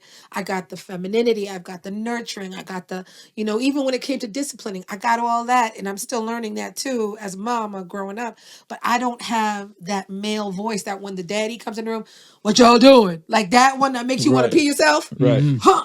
I don't know, because I come in the room and I have to say what y'all doing 10 times before y'all pay attention. I don't have that base. Right. So I remember saying, oh, God, I need help, and I looked for a mentor for both of my children. Which is, and then That's- that's what I appreciate because Yeah. I look at it stuff as where, you need a mentor or a coach, somebody that points you in the Yeah. proper direction. Yes. Right. And I think the thing is stuff is that a lot of people, they might be lost and they're not found. So Yes. you need somebody to help point you to so you need some kind of direction, some structure, right? Yeah.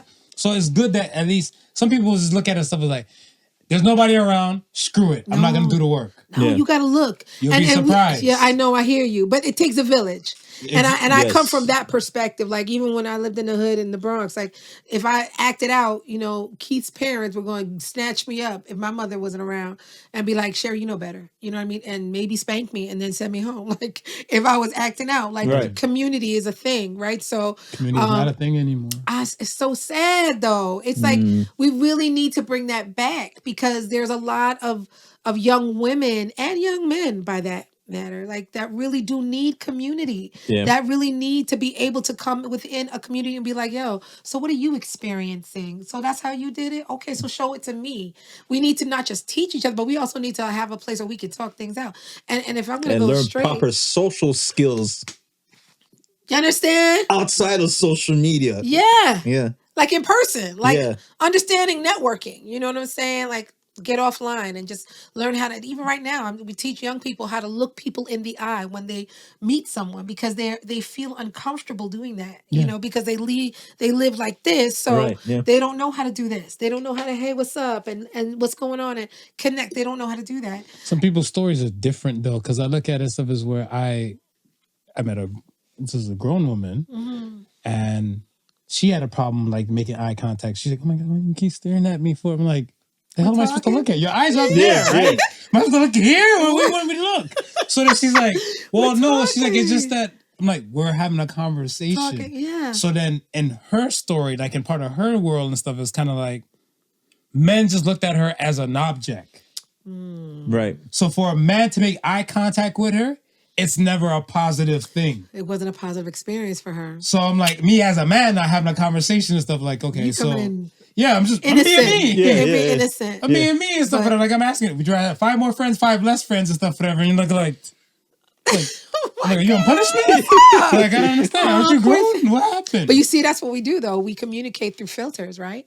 So she had a filter of what she experienced. And so here it is, somebody innocent coming to her, just wanting to have a conversation, not thinking anything.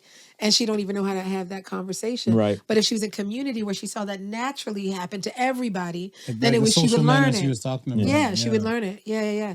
But I really feel like men need to be like, when you call somebody, you say Happy Father's Day, please make sure it's a man on the other side of the line. And Thank you. he was a Thank father you. figure for you. But I found a mentor for my eldest son when he was 11. And I found a mentor for my youngest son as well in soccer because no diss to my ex, but he just wasn't present. For them. Right. And so they go there every other weekend, but he just wasn't present for them. He wasn't someone that they could talk to. Right. So it was important for them, especially my eldest, to talk. And he got so much from that relationship to the point where even when his mentor got married, he was a part of that. He was, talking in tears at his wedding, this young man changed my life. And, he impacted him as much as the mentor impacted my son. So it's Right. important for us, even as single moms, to really just look in the village. Look, because there are men there and they do care and they will mentor. I like that. And they Yeah. will pour in. But you got to look, right? You got to look and you got to build relationship. And to this day, shout out to Mikey Mike. He's like a part of the family. We've grown with him. It's been over 20 years now, but he's now, of course, one of my son's best friends and advisors. Nice. Dope. But yeah. Nice. I like that. Yeah. We were doing a men's mental health forum thing in March, Yeah. and there were women there. They were saying the same things. So like, as a single mom, what do you bring your boys and stuff? Yeah. whatever, Yeah, to? yeah. But we're saying like events that we did and we hosted and stuff. They're not that common within like especially like the Black community here. Yeah. Right. So it's somewhere at least if you're looking. Yeah. You can be able to find something and stuff. And Yeah. I feel like because we live in an information age, it's not that hard and stuff to find It isn't. somebody and stuff like that. Right. My question to you and stuff, another question I have for you and stuff is where you said you have a mentee. Yeah.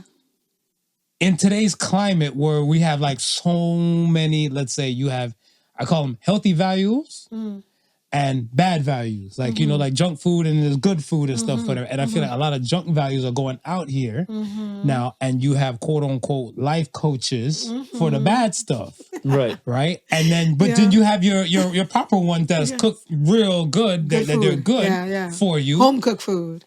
How do you know, or like, let's say this, not even how do you know, but how are life coaches even created in today's time when everybody and their granny can jump on the Right, media and right, become a Right. life coach? You're very right about that. And I would say I would say to anybody who's listening, like if you want somebody who's going to be a mentor for you or a life coach or coach you in anything, right? Check their life. You know, I wouldn't say check their socials. I would not, because that's the highlight reel, Right. and things are so fabricated for the gram or fabricated for TikTok or wherever, you know, that you can put together. I can go to a studio and create a whole life that's not even my life. You know what I'm saying? For you to see, Right. and then put a caption underneath it and create a whole nother world. So I wouldn't use Instagram or any type of social media to kind of get to know somebody, but really be around that person. See how they impact other people. See how they interact. And I'll just say this, the person that you may be admiring, they might not even have mentorship qualities. They might not even know how to share information, right? So it might be, you might be wanting to be around this person because you think that they're so successful, but they don't know how to treat people, or they don't know how to talk to people or teach, That's a right? fact. Yeah. Or be willing to, right? So I'd always say, you know, check out the person in their life. How do they treat strangers? You know what I'm saying? How do they treat the people in their family? You I always know? look at like how people treat waiters, like people Yes. like that, Yes. like waiters in the help. Yes. Because when they're hired for the help and stuff like that, a lot of people don't have no kind of attachment to them. Right. So you'll see them kind of talk kind of reckless and stuff. Yes. I saw a guy legit. We were cool until like we went out to eat one time, whatever. He's like, yo, my can I God. get some napkins? Oh I was my like, God. Oh my God. that's like, Why you yo I'm like, them? that's how you're just a lady? Why bro? you yoing them? Don't do that. He's like, yo, but my hands was dirty. So I was like, okay, she's gonna come back around. Yeah. Yeah. I'm like, if it's that severe, I'll go get you the napkins, Right. my guy. I'm like, Is it that serious? How you talking to people? yeah. How you treating people? And I feel like that will determine a lot about that mentorship relationship. Like if you got to just see who they are. Right. So that you understand what type of value system they have. And I think that because today, a lot of times people are judging mentors or coaches or whatever based on what they see online. I think that's a problem. I think what they amass, like if they amass like a good following or they amass money and they amass things, like I look at it stuff as where I myself never watched anything from Tony Robbins. Okay. Right? Never watched anything from Tony Robbins, but the commercials and stuff. And I think I seen it more in the movie Shallow How. Okay. Right? Right. And then, but I know in my brain that Tony Robbins is this guy. He's a guy. He's that guru dude and stuff, Yeah. whatever. I'm looking, I'm like, He won the originals, no? Yes. he's one of the originals. Yes, but I look at remember? it stuff as like, Back in the day. It still is. to be honest, in my world, you hold more weight than Tony Robbins in my world. Because I look at Right. it stuff as like, I've gotten like information and vital things and things I've learned and changed my world, mold my world a lot better than somebody that was hyped up. Right. Because he has the Right. fame, he has the Right. fortune. Right. So I mean, Right. a lot of times His and marketing stuff, is different. Yeah. it is. Yeah. But like, Yeah. if I'm a young boy and stuff, and I'm looking at stuff as where, right now, let's say my father is wearing, I don't know, he's wearing button-up shirts and stuff and jeans and everything, and it's not Balenciaga. Right. And the girls in my high school is not gonna touch me because I'm not wearing Balenciaga. Right. And my father's telling me I need to do this, and the third. I ain't listening to you. Right. And But I then had a rapper and stuff who I like. He's rocking Balenciaga, and he has all these women. So, sir, give me more of those bad values, please. Yeah. Yeah. And that's the thing. And I think that I think that one of the strength, like the problems are with young people, and not just young people, I would say some even young adult Gen Zers, is that they live so much online and they take in so much media that they actually think that what they see is actual real life. It's real, right. And it's like, that's the part that like you've been bamboozled, boo. You have been. It's like a whole shakedown, and you're drinking the Kool-Aid. And I would say, pause, and if you are looking for somebody to really, truly pour into your life, think to yourself first and foremostly, where do you want to be? That's the first thing. Because right now, rocking this or rocking that might be great, but fashion they change all the time. So you have to say to yourself, where do I want to be in 5 years? Where do I want to be in 10 years? How much money do I want to earn? How do I want to make an impact in my world, for my family, for myself? What does that look like? Right. And then look around you to see who's doing that legit. Like not just who's perpetrating what that they're doing that. Like, because there's stuff like, I'll just use TLC for an example. We saw them back in the day growing up. And then we heard afterwards when the movie came out, they were broke. They were broke. Right. Right. So, they were on Grammy. They had all these Grammys. They grew all of that. And they looked like, and they dressed so cool, but they didn't have any money. And they, that's because they did bad deals and they didn't know what they were doing and they'd have bad management. Yeah. But, I look at that and I But say, we don't know that. Right. So Yeah. we saw that. We want to be just like them. You want to be broke just like them? What you want to be, right? So it's Right, like, yeah. are you sure you want just popular? What do you want? So when you talk about these good values, bad values, you need to be able to actually know what kind of lifestyle you want to live, and then find that person, I would say, in real life, Yeah. so that you can see how they live, and then approach them to see if they even have the mentorship skills to actually be willing to mentor you. And this is the other thing I'll say: even if you follow somebody virtually online, follow their career. Watch and see what they've done. Like, I know that there's someone I've been following for the longest time, Erica Pittman. I can shout her out, since she was working way back in the day, like small things that she was doing in marketing. I shouldn't even say small things, but she was doing things in marketing, and it wasn't really high. It wasn't hype. And then she got with, I won't say a certain name because he's in court right now, but she got with a certain company, and she got with that, and she grew that, and she continued to grow. And for someone like myself who's in marketing and branding and business development, she's someone who I've followed her career, and I've seen certain moves that she's made. She's taught me a lot. Right. I've never met her a day in my life, but her business skills and what she's done in the world, and the times I've heard interviews and certain things that she's done, she's taught me immensely. Yeah. Right. So she's mentored you without even knowing. She's mentored me without even shaking my hand. Yeah. Right. And from a business perspective, from a branding perspective, business scaling perspective, I'm like, yeah, you just taught me something. I was able to take it, apply it, and do well with it. Right. So it's not to say that you can't virtually have a mentor, but following their career, again, it takes time. Is it because she's so free with her information and how she puts it out? Yes. Because I asked There's that master because, classes now. well, I asked it because Marvin and I always talks about, Marvin's a big proponent of the older generation not sharing the information with the younger generation. I agree. And I was thinking about that when you mentioned the fact that some people don't know how to teach. Yeah. Do you think is that part of the problem? I do. I think it's part of the problem. I think that, no shade to baby boomers and Gen Xers, but we need to have the patience for millennials and Gen Zs. And, because they have a different perspective, I know a lot of people in Gen X, will say, oh, these millennials are just come entitled. Yeah, they are. They are entitled. They are. Gen Zs and millennials. Some of y'all are entitled. Yeah. And what? Do they still need teaching? Yes. Is there still stuff that they can teach you, and there's still stuff that you can teach them? Yes. So I feel like Gen X and millennials, we closer to each other than I y'all agree. think. Yeah. I agree. But I'm looking like there's a difference between us and like the Gen Z. I agree. Right. So I agree. I feel like we're closer to you guys and stuff. So if there's things that where you guys probably dropped the ball or missing stuff, whatever, I don't think the communication is that far off for us to get. I agree. Because we weren't growing up in an era of like saturated information. Right. We still had outside. We still had the lights games and stuff, whatever. Yes. Family time and everything like that. Blockos, Whatever. stuff. Right. Like I want to say this generation of stuff, like they're okay with being in the room by their damn self with whatever.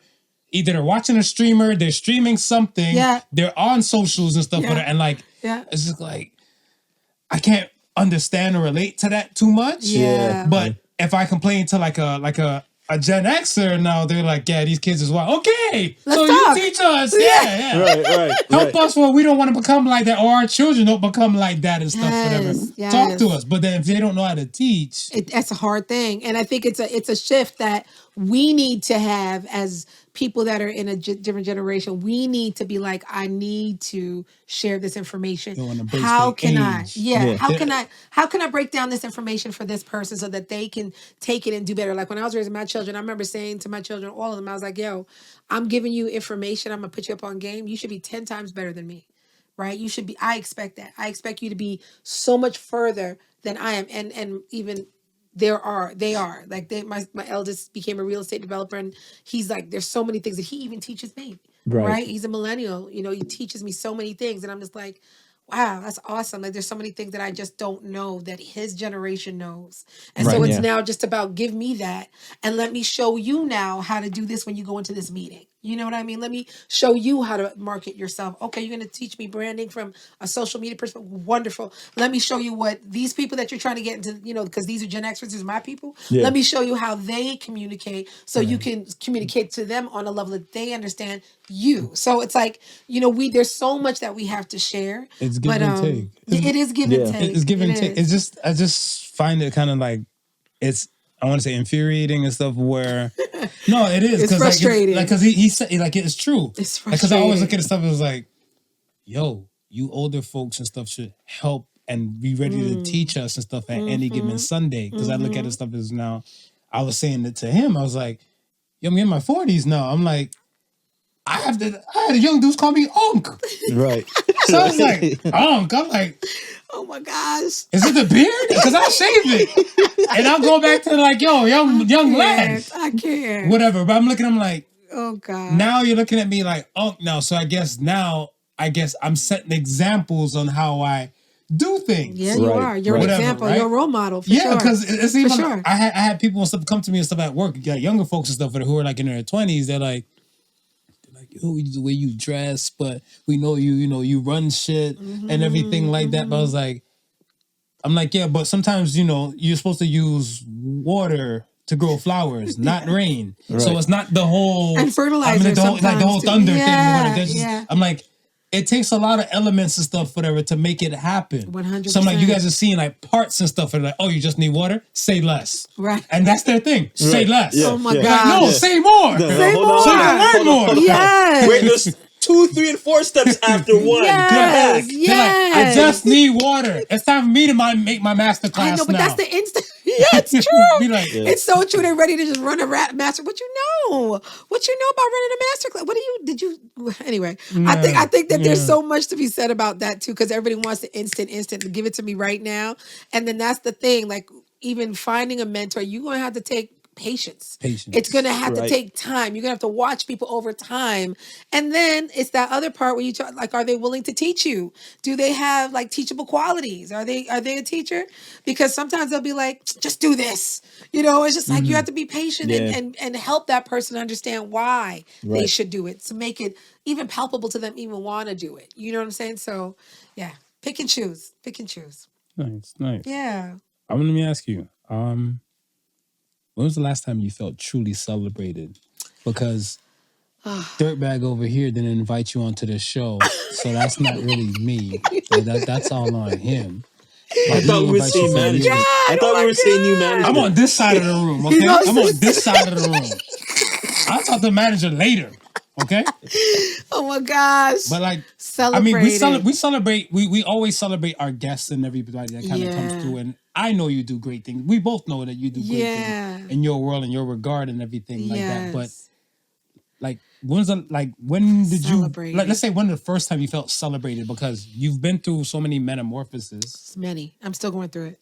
Still, and you come to a point now where I want to say in my world where I said like great or successful woman and stuff for them. You're now amassing the funds. Now your free time is more business time and stuff, whatever. Yeah. So I want to say you're like before some people can do like countless scrolling and not get anywhere in their world, but this doesn't equate to like you being a better version of you or even dollars and everything. So when was that first time you felt celebrated?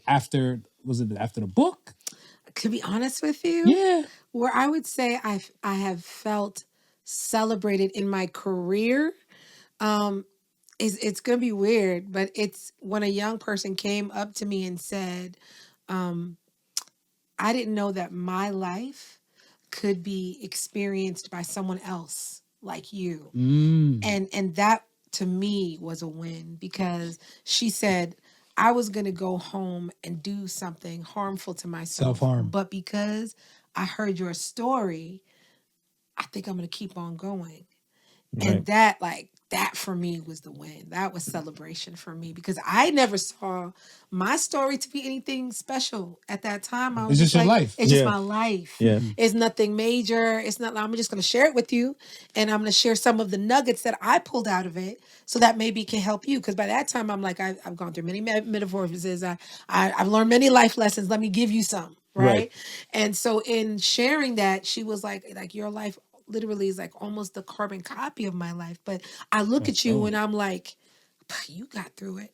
So if you got through it, then maybe there's still more for me. And so that for me was a celebrated moment because Nice. I never saw my life or my story being anything that impacts someone on that level. She actually grew. She went beyond high school. That was in high school, by the way. She went to high school. She went to college. She came back and said, I'm an RN now. And I'm doing exactly what you did for me, for other, that for me was like, Dope. I got you. And it was like, tears, of course, it was like, good for you, mama. So that was a celebrated moment for me. But I will also say like where I felt, seen and heard and celebrated was with my family. Talk about it. Because, I'm not coming from a family unit like mother, father, family reunions. I'm not coming from that. I'm coming from, for real. And we were a hot mess, dysfunctional. You know what I'm saying? I say it with laughter because I'm not really even supposed to be here. I'm not supposed to be here. I'm supposed to either be a junkie or a hoe or, a statistic in some sort of way. And so for me to, get to this point in my life and be able to look back and have my children, throw me a birthday party. We went to Miss Licklemore's and, it was small, it was intimate, but being celebrated by family like that and friends, that was celebration for me because I was able to look and see none of my children has gone to jail. None of them have been on, any type of substance. They're not addicted to anything. Like, I look at that and like, I don't come from that, but I'm able to look at my children do something for me to celebrate me, which is my birthday, but to be able to have these people around me that I love and that I've raised. And now here we are. That was celebration for me. No, because when you said family, I was looking like, were you seeking approval? No. Because I know like, but then again, like this is the family you created. Yes. Right? And I shouldn't have been able to do that because I wasn't taught that. You're set up and stuff. Right. But you're a chain breaker, right? Because I feel like, you've broken the weakest link. For sure. You've became the strongest link and stuff. For and you sure. set like, I want to say a tone or a precedent. For sure. Because your kids can honestly look up and say like, my mom is a great woman. She's done da-da-da-da. She's come from thing. We've heard her story. Yeah. And like, because even like for myself, I look at my mother and stuff the same way. Tupac. There's no way I can pay you back, but my plan is to show you to understand. Yeah. Right. So I'm understanding my mother's story and stuff now as a man, like, approaching 40, I'm looking at stuff, I'm like, it wasn't easy for you, boss. I'm like, you did the things you had to do. Wow. I can't knock the hustle, but I look at it stuff as like, part of it is from me that wants that success and stuff, whatever, too, because like that, I could have been one of the one-off stories and stuff, like other than the common stories. For sure. Like you said, the hoe, the junkie and stuff like that, whatever. But and it's so easy, right? To fall into that, right? When despair is a thing, man. I tell you, like you can get into a place of depression and despair and just give up. How do you deal with anxiety? I pray. To be honest with you, my relationship with God takes a lot of the anxiety conversation off the table, and I'll tell you why. So anxiety for me is when you go so far in the future in your mind and you've already got all these scenarios that haven't happened yet, but they're causing you stress, right? Because you're like, but what if, and what if, and what if? I take that off the table because I don't necessarily need to know altogether what's going to be happening in the future, but I trust that my future is in God's hands. And so I'll pray and say, God, I'm not necessarily sure what the next step is. So if you could give me some insight, that'd be great. And he'll always either open a door, introduce me to somebody, a particular way. I can start to see things happening this way. Yeah. And all of a sudden it's like, oh, okay.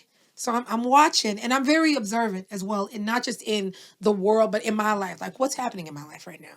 Like, who's in my life right now? Who doesn't need to be here right now? What's happening even in my business? Okay, what's going on here? What should I be doing? Is there something that I need to learn? So I'm always observant as to what season I'm in. Right. And so I'm okay with the season I'm in to do what I got to do in this season. Whatever's after that season, none of my business. That's none of my business. So when it comes to anxiety, I don't try to go so far in the future to determine what I need to be in the future. I'm dealing with right here. Right. What's in this season right here? What should I be doing right here? That's my focus. And so God helped me to see what I'm supposed to see right here. So that's how I deal with anxiety. I like that. When it comes up, I just like, bump that. We're dealing with right here, right now. For me, I think anxiety, like just what you were saying and stuff, whatever, I think I came from a world where you got to look like at least 10 steps ahead, right? You know, Mm-hmm. a mistake might cost you your life and all that type of stuff. So I was always trying to look at least like 7 steps ahead Yeah.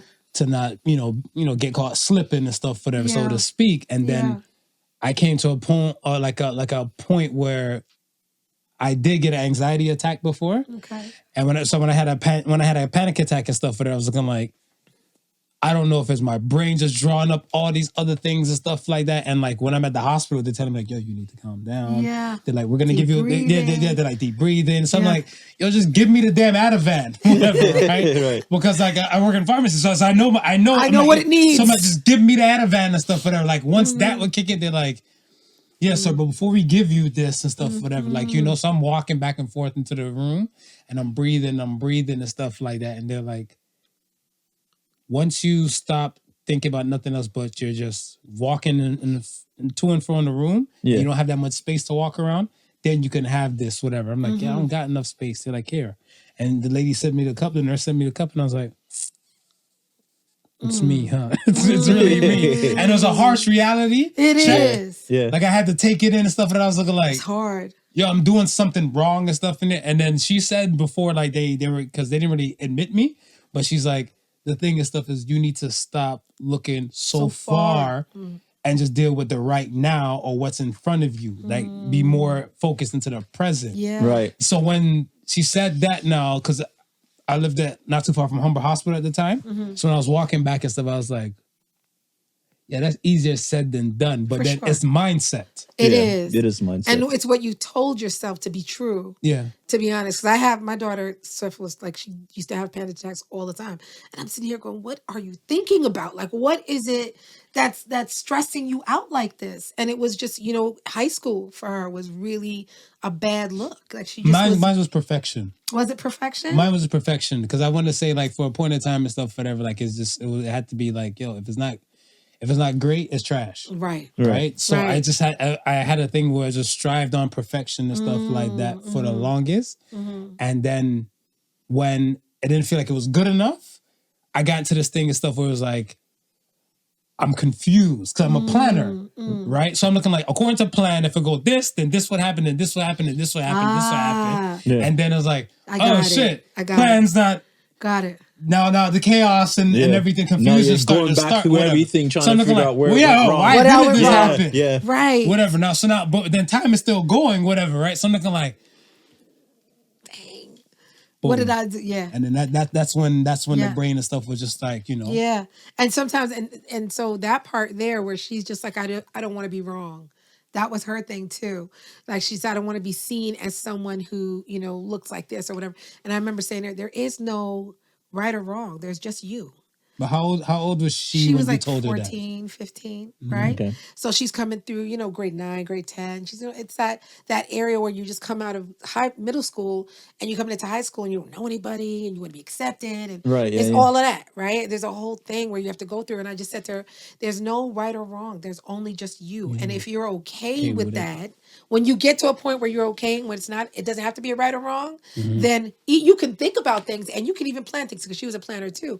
You can even plan things, but you have to be okay with if it doesn't necessarily go according to your plan to be able to let it be what it is, as Right. opposed to letting it be. But if it doesn't go my way or if it doesn't go as planned, then what? It'll be what it is.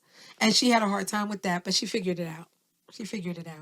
Would you be okay with dating somebody like who might be a planner that would have panic attacks? Not possible panic attacks, but I want to say that looks too far. Because I feel like you I don't want to. Yeah. Are you a planner? To a certain degree. I feel like you're more of a wing it person. That's the vibe I'm getting from you and stuff. I just accepted the fact that But you're I will adaptive. plan. I'm adapter. Yeah. I'm a flexible person because I've just learned and I've seen so many plans fall apart. Right. So and I have people that are, event producers, you know what I mean, that do the type A. And I'm just like, we're going to do this with the plan, but be understanding that things don't necessarily always go as planned. And if they don't, let's have a contingency plan. Let's have a plan B, but then be Isn't okay. that planning too? It is. Because you always want to have a plan for that contingency. plan. Yeah. That's why I have insurance. Just in case shit goes wrong. Of course. Yeah. Of course. But even that plan sometimes might fall apart or might not work out. So then what? You know what I'm suing saying? the companies. That's for sure. You got to just be flexible in the moment. And I think that's what I've learned. I've learned how to just be flexible in the moment and problem solve, as opposed to when things fall apart, I fall apart. You know what I'm saying? Because that's not going to help the situation. Does it take like in your world and stuff? Mm-hmm. Because I look at him, I call him a sage and stuff at times and stuff. I'm like, yeah. I'm like, oh my, I'm like The peace. I'm like, my rageful mind would have blew up on some You're shit. the woosah. You're the woosah. And I was like, how are you chilling? He's like, are you high? Like he's cool. just yeah. I was like, how are you not enraged and he's stuff? He's just like that. That's true. Can people be like that? Can you learn to be like that? Can you learn to be like that cool woosah thing? Yeah. I think you can.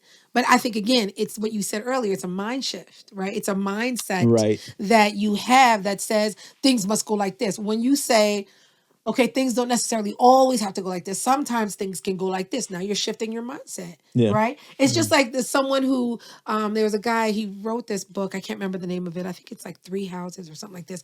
But he said, there is a fixed mindset and then there's a growth mindset. And we know a fixed mindset is like, this is how it is. This is how it has to be. Right. And it can't move from that. And that's just how it is. And there's certain things that are cool. Like, there are certain things that need a fixed mindset. But then there are times where you have to have a growth mindset. And that growth mindset says, okay, things might go like this and things might go like that. Either way, I'm here for the lesson. Like either way, I'm here to learn what the this or that is going to teach me. And I think that I lean more towards that because I always know that life does not always go my way. According to plan. Yeah, it doesn't. As much as I may plan it and I'd like certain things to be the way I want it to be. And I don't know, some people call me a gypsy because I could move from here to here to here and I'm still going to make wherever I am home, right? So I'm just going to be flexible. So I could date someone who plans like that, but I would have to, that person would have to have an understanding that even though this plan is like this, like there's got to be some flexibility. We have to be able to give and take. So do you feel like a wing it person, let's say like wing it personality and flexible. A planner person and stuff, they can coexist in a relationship? I think they can, as long as there's both understanding and grace for both. Meaning, I'm going to use me as you think I'm a winged person. So I'm a winged type of person or flexible person. I have to be able to be gracious enough to be able to let that person, my person, plan and be able to be structured because that's what they need, and not judge them and not be like, oh my God, can you just wing it with me right now? Or can you just be flexible and not be frustrated when they have to have their things? You have the femininity in check. Right. Like, don't have the femininity in check. You gotta be gracious and genuine. It's so hard. Just be I'm crying on the podcast right now. But at the same time, he's got to understand that not everything's got to be so rigid. It's got to be an understanding. Fact, so as long as that person comes in with an openness to be understanding to another way, and be okay with that person understanding, like as long as that give and take is there, absolutely, I think the two can be coexisting for sure. Let's just say this, on a scale of 1 to 10, how would you rate dating? Oh Jesus! In your 50s. Let me see. The scale is 1 to 10? 1 to 10. Oh, I'm going to say it's probably about a -5. It's a -5. It's off the scale. Yeah. There's pee in the pool. Come on. We already know it's pee in the dating pool. It is trash. It's terrible. Now, it's horrible. Back then, it's disgusting. Back in what other words do I got? What are the descriptive words do I got? It's traumatic. List of words. Can we get her on order, please? It's terrible, man. It's Next terrible. week's episode, it's degrading. It's PTSD. It's giving PTSD. Well, oh my God. Because I always look at this stuff as like, okay, I've heard women say like, the good ones are captured or the good ones are taken and everything. If they're not taken, then they're gay. Right? I've heard that, or in prison. Yeah, I've heard that. They're in prison. Yeah. So I look at it stuff. So right away, the pool has gone. The water went down in the pool. Boom. The water went down in the pool. Yo, the water's at your ankles. The water's at your ankles. We're not swimming in nothing anymore. You're walking around, kicking water. Splashing it with your toes. Yes, Water. if you're lucky, your foot is it's covered with water. Maybe. Now you're gonna get on my level. Yeah, Not sin level. Yeah. Neck level, Okay, please. Jesus, no, we're not even swimming out here. No, because I always look at stuff as like you have these situations and stuff where the people, let's say man and woman, right? Man and woman in the dating pool and stuff would know for a fact that like, well, some people don't know. We spoke about this on another episode and stuff about that understanding of self comes first before you want to attach yourself to someone else. That's another thing. Oh, that's another podcast altogether. But yes. So, but a lot of times and stuff, these people who aren't like, let's say, I would say they're not cars ready to hit the road. Right. They need repairs. Yeah. They need some fixer-uppers. Ain't no wrong fixer-uppers, but I just know for a fact that like, yo, if this is gonna be a hoopty, I'm gonna put some work in it right now. We're gonna fix this piece. Right. We're gonna keep it pushing. Right. When I have the time and the funds, we're gonna upgrade. Thank you. Okay. But I feel like a lot of times stuff with everybody's looking for a G-Wagon off rip. Right. You have to be perfection and ready for the road. Yeah, so a lot of people are posing. Yeah. Like G-Wagons? They're posing like G-Wagons. That's a fact. If we're going to give them a vehicle, we're going to say like a... No, that's a fact. There's a lot of posers, for sure. There's a lot of representatives. They really RAV4s. The RAV4s out here. Like, he's like, yo, you're not a G-Wagon. A little Toyota. You see you got the little perks and the bells and the whistles, but this ain't making you official. This is not giving high level. This is not giving top tier. But I'll tell you this, there's a lot of representatives out here. There's a lot of representatives like that. You guys call it posers or whatever. We used to call it perpetrating the fraud. Like, that's what it is. It's just a lot of people out here, especially online. And I'm not opposed to anybody being online and trying to do online dating. I understand, the times that we're in and there people do this whole, and I'm one of those as well. Like, I don't have a lot of time. So the time that I do have truly is valuable. I'm not gonna, try to downgrade it and be like, oh, my time is valuable. I'm not like that. Right. But my time is valuable because I don't have a lot of it. Are you in another world like elite singles? I think that elite singles, is that the $5,000 you gotta pay to get in? You need bread to be in there. Is that an actual site? Yes. Oh my God, I didn't even know. Oh my God. Yeah. Jesus. I thought you meant like an actual mentality of elite singles. No. So some of my people put me on and stuff like they're like, oh, because you make this amount of money, you can, you should date women that's like probably will have equal yoke per se. But I was looking like, no, I come from a school where like a lawyer would date a grocery store chick. My God. I don't care about that whatever, this is right? Crazy, like but equally yoked. Like you got to be equally yoked to be on the same financial. Like I'm gonna tell you this right now, honestly. I heard some women talk. Well, let me hear you talk. Let me tell you how I feel. Let me talk the things and tell you the real. Like for me personally, I really feel like I'm on a different level in the sense of I'm not looking for you to come with your money stacked. I'm really not. I'm really looking for your character to be stacked. Gosh. I need your character to be stacked. If you don't have... Sure, you're a goddess. I stop this right now. Where's my pearls? I should clutch pearls. Like, it's so crazy. No, but for real, like, because I know a lot of people... We must find a man who broke the mold. We must find that person and destroy that person and get the mold and put it back together. Oh my God. The Sherri mold that has been broken. Oh my gosh. No, because I've met a lot of people with a lot of money and their character is trash and their personality is terrible and they're representing, they're doing a representative vibe. You know what I mean? And I've seen them turn on and off their personality depending on who they are. And like, it's just like, you're not safe. You're not safe for me to be around. You're not safe for me to even be my own authentic self. And if I have to, question whether or not I can be myself around you, then that's not a cool vibe. Like I gotta go. Right. You're not. But you got multi-millions of dollars. I was just with a billionaire about a month ago. Sat down and it was a great conversation until he said something that was so inappropriate, discriminatory. About another race of people. I'll just say that. Okay. And I had to, come in the conversation and say, I respectfully disagree, and it could have, allowed a lot of money to be lost, but I was willing for that money to be lost because I have integrity. I was about to say, Right. you're I don't standing care. on integrity over money. I don't care. Yeah. I don't care how much money you have.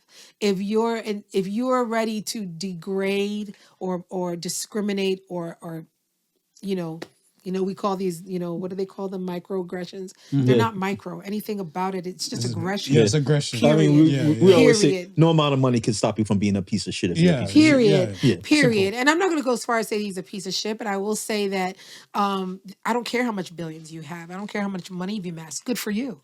Right. So for me, when it comes to dating, money has never been the standard. It's never been like you need to come to the table with this and have a G-Wagon and have it.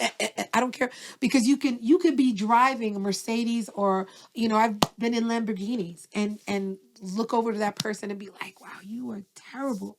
The way you treat people is terrible. You're not kind. Yeah. You're not honest. I don't trust you. Get me out of here. So the money has never been the thing. I will say, so when you say unequally yoked and elite singles, hell no, I would never be on a site like that. I didn't stay on it, but I just yeah. seen what it was. Yeah. Because they're like, your Yeah. your income has to be this. I'm like, whoo, I hit the requirements. So I was like, okay, so I ain't no brokey. So I was like, okay, we're cool now. So let me look at stuff, whatever. And then I got a date with a woman. Okay. And how did it go? Yeah, it was scary. Was it? It was scary. So, Really? because I want to say, one, she was digging me. Like, she wasn't black. She wasn't black, but Okay. she was digging me and stuff. Whatever. Okay. My thing is that every woman loves chocolate. Okay. Right? Okay. So now we went out and when we're having a conversation and stuff, whatever, I asked him, like, why did you choose this platform? Right? Like, I'm curious because I didn't want to ask her stuff over the phone. I wanted to see, like, Her body reaction, Yes. body language and stuff. That's everything. It was everything. So she's like, well, and she just said it nonchalantly or whatever. She's like, yeah, there's always broke guys and stuff trying to attach themselves to a woman to take everything that she has and stuff for her. I'm like, Wow.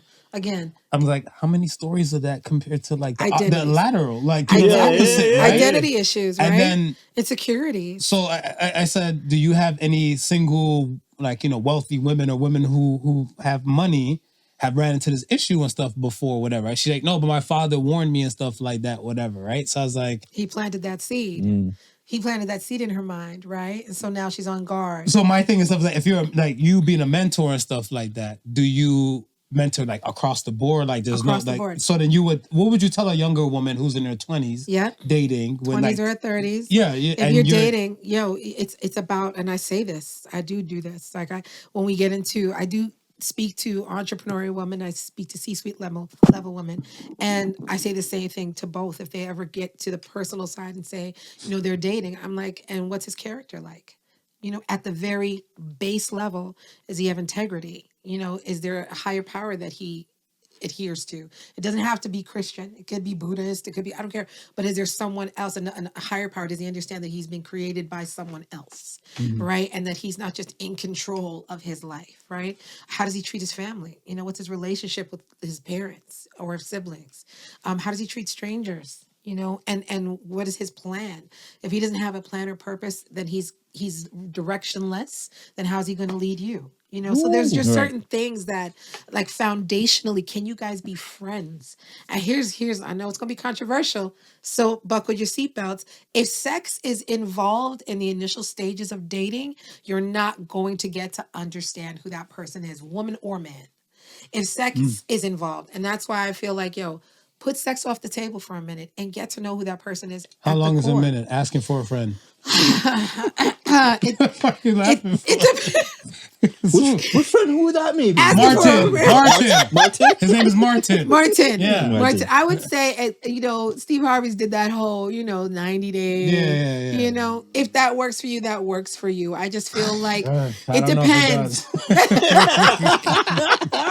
But the point of what I'm trying to say is that people get involved and we get enamored and we get that chemistry vibe and we start, delving into affection and physical intimacy so quickly that we don't see the other flags that we need to be seeing. And I'm not saying go into a relationship looking or go into a dating situation looking for red flags, but you want to get to know who that person is at the core. So how do we get to see that if all I'm doing is trying to just get with you, because of how you make me feel? And I need to know who you are. Because I need to know how you deal with pressure.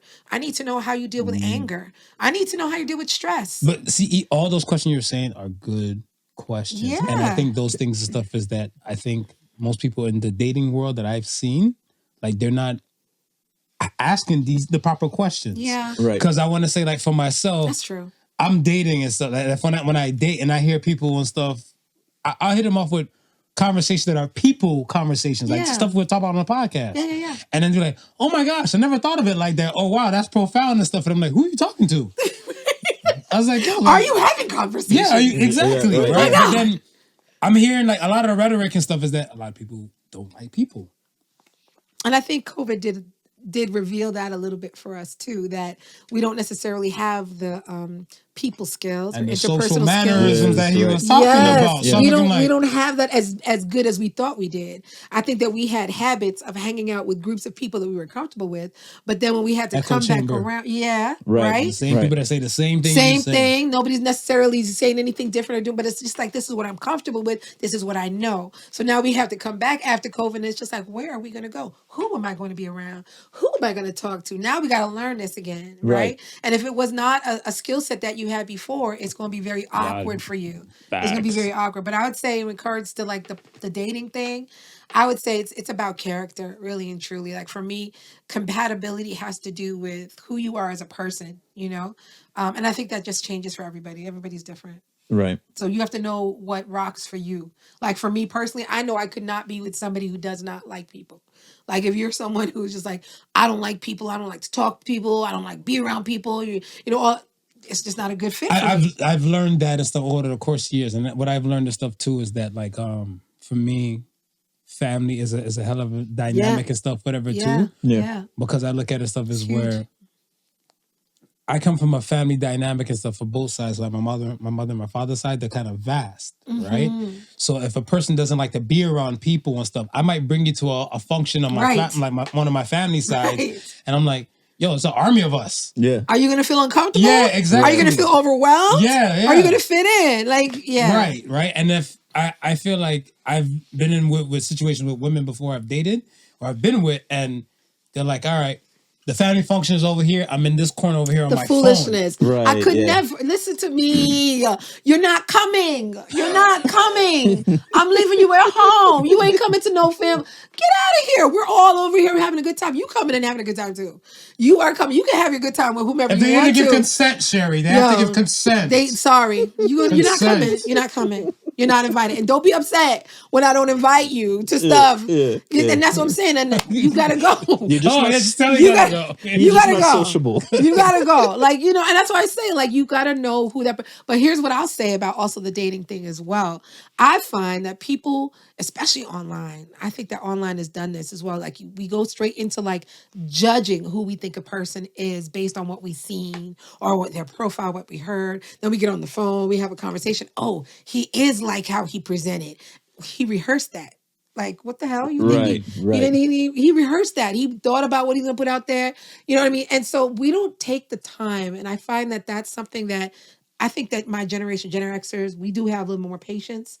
I think millennials and Gen Zs, y'all need to have a little bit more patience. Let that person prove who they are. And that does take time. That does take it does, being yeah. around family and going to family reunions and seeing how he deals with people. But Yeah. you might not necessarily get to that, you know, right away. Maybe you'll be like 6 months in and then get the invitation. That's what I would say. I It would will look be at right some- off jump. Yeah, I'm not gonna bring no rando and stuff around my people Absolutely unless like, not. you make like a 6-month criteria.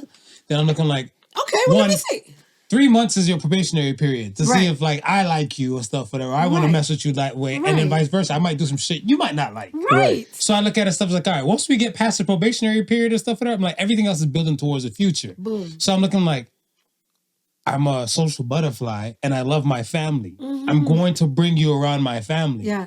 because they're part of my peoples that I love. So Yes. if I bring you around them or even my friends and you're over there in the corner like, yeah, I don't know these people. I'm gonna stay my over here on my gosh. social media. How do you get to know I'm gonna them? play a little game. How do you get to know them if you're on the phone? And then my thing is, Like if you did that, like your people's and your family is important to you, and I'm dating you. Let's just say, as a hypothetical, you bring me around them. It's also my opportunity, not for just you to get to know me and But you find to out, know- but for me to see how you interact. Get to know. How was he when he was a child? What is he doing? It's so funny. Give me a joke. I need to know you. Man, Right. my family the other day and stuff, and they're like, "Oh, the women you bring by and stuff, the last two stush." Stush is sort of bougie. Translation is bougie. Bougie, So right? They're like, "Oh yeah, And too nice. They're going to stush like Right. that. Them shit can make patty." I was like, Oh my gosh. I was like, they seem like down to earth people to me. You don't know how to pick women. I was like, clearly, my this is why I was down here. Oh my god! But yeah, that's important. Like that takes time, though. It takes patience to get to know somebody's character. And I would always say, like I say to my mentees, and I take the same advice myself. If I'm getting to know somebody, it's gonna take a minute, and I'm okay with that. I'm okay with it taking a minute, regardless of the fact that I'm in my 50s. Right. Yeah. Right. Some people feel like, oh, Time is going. Time is going. Yeah, Listen, time is time. You know what I mean? It's going to go regardless. So Right. I would rather take the time to get to know that person, especially if you want to actually be serious with somebody.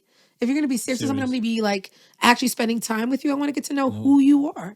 And you should want to do that same thing with me as well. I want to make sure like I'm okay with letting my guard down. Yeah. Around the person as well. Yeah. Because I feel like if I have my guard up, I don't feel comfortable. Right. So I'm not gonna be my true authentic self. It takes time. Yeah, because if like I look at stuff as where, again, I was raised in America where, and if I come here working in the Canadian workforce, my vernacular and stuff is different. Right. Yeah. Right. So I look at it stuff as where there's some people stuff that get the natural raw and uncut Marv and stuff as is, and no one will flinch about an eye because they know me and stuff like that. But if I don't know said person, and I'm going to a meeting and stuff, hi, how are you? I'm Marvin. Nice to meet you. Yes. Nice to Until meet I you. can bring down those walls. Yeah, until I'm looking like, oh shit, you cool people. Okay, so What's it's safe. Yeah. Yeah, it's safe, right? You got to build that safety. Yeah, for sure. 100%. Let's get to the question of the week. I got a question for you. Okay, go. And I want both of you guys to answer truly and stuff. Okay. Question of the week says, do you love with your mind, your heart, or your soul? Do you love with your mind, your heart, or your soul? Like I always feel like there's always been rhetoric where they say more men love with their mind and women love with their hearts, or they follow their heart and lead with their heart. But then I look at it stuff as where when do you come to a point where everything you're doing is soul filling? Yes. With a partner. Right. Yes. So when we think about soul, define soul. Because when I think of soul, I think of mind, will, and emotion. So I feel like the mind and the heart is kind of like involved in the soul. everything's in sync. Yeah. I feel like it has to be, because if not, then if I'm leaning on one side or the other, it's going to be an unbalanced decision that I'm going to make, right? So I feel like if I really truly from my soul answer a question or make a decision, I'm being true to myself at my core. So I personally would say love from a soulful place, because the reason why I say that is, well, mind, will, and emotion is what I think a soul is comprised of. And when I think of mind and will, mind and emotion, those are my thoughts and my heart, but also my will, that being like something that's very much connected to, I think, God, right? I surrender my will to God. So it's like whatever happens in my life, it's like connected to what he has planned for me. Right. And so I think that anybody who's going to be involved with me or experience my kind of love, they're going to be connected to that spiritual, soulful connection with God. Yeah, I think with me, it's I'll get to that place, but I think mine will probably start with my heart. Mine's too. Yeah, Mine start I leave with the heart before I leave with like mine. I'm shocked. Yeah. Why? Because we're men. Yes. We're men. We're men. Yes. Wow. I'm being Wow, Sherri. I'm Oh my keeping it 100. God. I'm shocked. Wow. I'm shocked. I'm ready to fall off this chair shocked. Wow. Should we cut Wow. our pearls? Cut your pearls, bro. Yeah, Cut your I didn't pearls, expect you to Yeah, say yeah, that. No, I leave with my heart because I look at stuff as where, Wow, okay, I was in a okay. situation where marriage didn't work out, right? Okay. And when I was in that situation and stuff, I've had a lot of people tell me, older folks and stuff, for their advisors or like people in the support corner, they're like, the problem is you give 100%. you shouldn't give 100%. You should hold back at least 20 to 30% for yourself. Right. And I feel like those people leave with the love of their mind. Okay, yes. Right. Because you're saying the stuff for like, yo, I'll do anything for love, but I won't do that. Yes. Right. And I feel like the people and stuff with the soul aspect, like you're saying you would get to it. I feel like once, I don't know, I think for me it's kind of like once I get like maybe like the 6th green light, and now if I'm coming to the 7th light and it's green and stuff, whatever, that's what everything is, just this euphoric feeling. Right, yeah. But if I'm not, if I'm going and then like, I don't even want to say like people are people, so like we come from different worlds, especially when you're dating, when you're with somebody and stuff. So I'm not gonna hold that against them, but I'm like, okay, we don't agree on this aspect and stuff there, but there's other things we could agree on. So it might be green light, red light, green light, red light. But that's look at just the more greens and stuff, whatever, because we are human. Right. But I look at something, I'm like, green light, green light, green light, green light. I'm like, no whammies, and just let it run. Right. And then after that, whatever, you got me. Right. You I got me. I got you. Wow. I'm shocked that y'all said heart first. We're involved men on this show. You better go ahead and evolve. That's different. Wow. Y'all are different. But I'm appreciating that. Like, I love that. I love that you guys lead with your heart, because I don't think that we hear that. Like, we as women don't hear that and see that as often. We think that really, like, men just really lead with their head most of the time, the logical side, right? Well, I think there's more of us, but I guess the being, reaching the level of maturity and accepting that you can be vulnerable and you can share that. I think that's what it is. So I have a question regarding that. Sure. How did it get to how do we get there? How do we get to that part of being okay with being vulnerable? Because I know that was a process. That was not like this is how I was just raised. Like, how did it get to the point where y'all were okay with just being vulnerable? That's how I really was just raised. Were you raised that way? Yeah, I come from a family, like, especially my mother's side of the family, like the family of like strong women and Jamaican strong women and stuff, whatever. So everything was open. Like everything was discussed freely. One of my boys, he even said he learned the birds and the bees talk from my household, never from his household, not once. Wow. So when he was telling me, he's like, yeah, we're in the 4th grade. Your mommy's always tell you what stuff. No means no. And they're like, if a woman says no, go put ice water on your dick and leave. And I was like, you were there for those conversations? He's like, yeah. You was listening? I was like, you listening? He's like, I've never heard a parent speak like that before. Right. So everything was kind of always up for discussion. So it was kind of like, my mom, she was in some space, like she would do her thing, but she's like, yo, something doesn't seem right about you. Yeah. And she'll nag. Wow. So she'll nag. So she'll be like, you sure you're okay? She's like, I feel like you don't want to tell me something. And I remember like when I was like in the 7th grade or something like that, whatever, like I had computer desk and everything in my room. Yes. My mom, she came in there, she sat up on the computer chair, kicked up her foot on the bed and stuff with her. And like, I was like, boss, get out my space. Like, you know what I'm saying? Yeah. And she's like, no, something's not right with you and stuff like that, whatever, and everything like that. So it was like, yeah, but this is my room. I just want to just chill. She's like, I pay bills in this place. Hello, hi. Yeah. Hello, hi. Yeah, I pay bills. I can go anywhere I want in this place. Okay, good. She's like, you pay for anything in here? She's like, light bill, everything. Get out of here. So I was like, can I go outside? She's like, I need you inside before 9.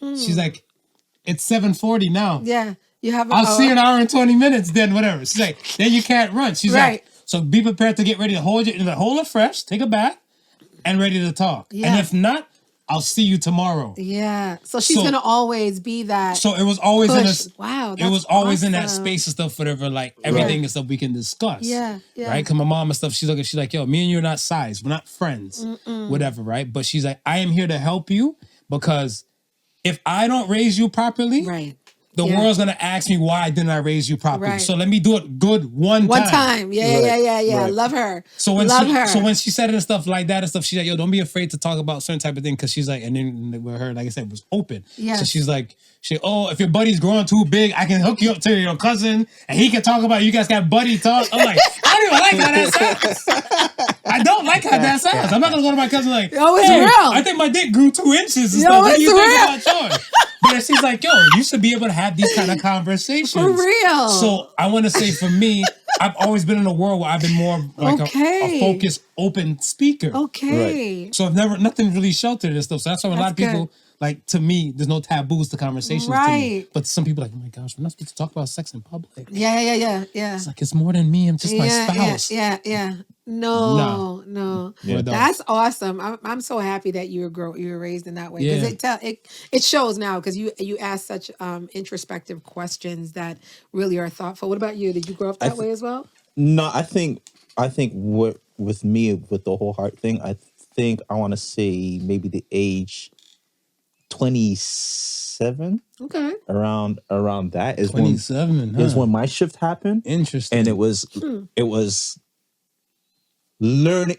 It was unlearning a lot of things. Okay. That was considered being a man and being masculine. And again, going back to what Marv was saying earlier, like looking at the role model at that time, my father as actually being the role model and not the rapper, not the basketball player, movie star, basketball player, influencer. Yeah, and then actually seeing what it actually took to actually be a man, and understanding that no, it's okay to, as a man, to be vulnerable. Like, a man can cry. Like, you don't have to be hard 100% all the time. And I think just understanding that, I think changed my whole perspective of, sometimes you gotta have that emotion and you gotta be able to let that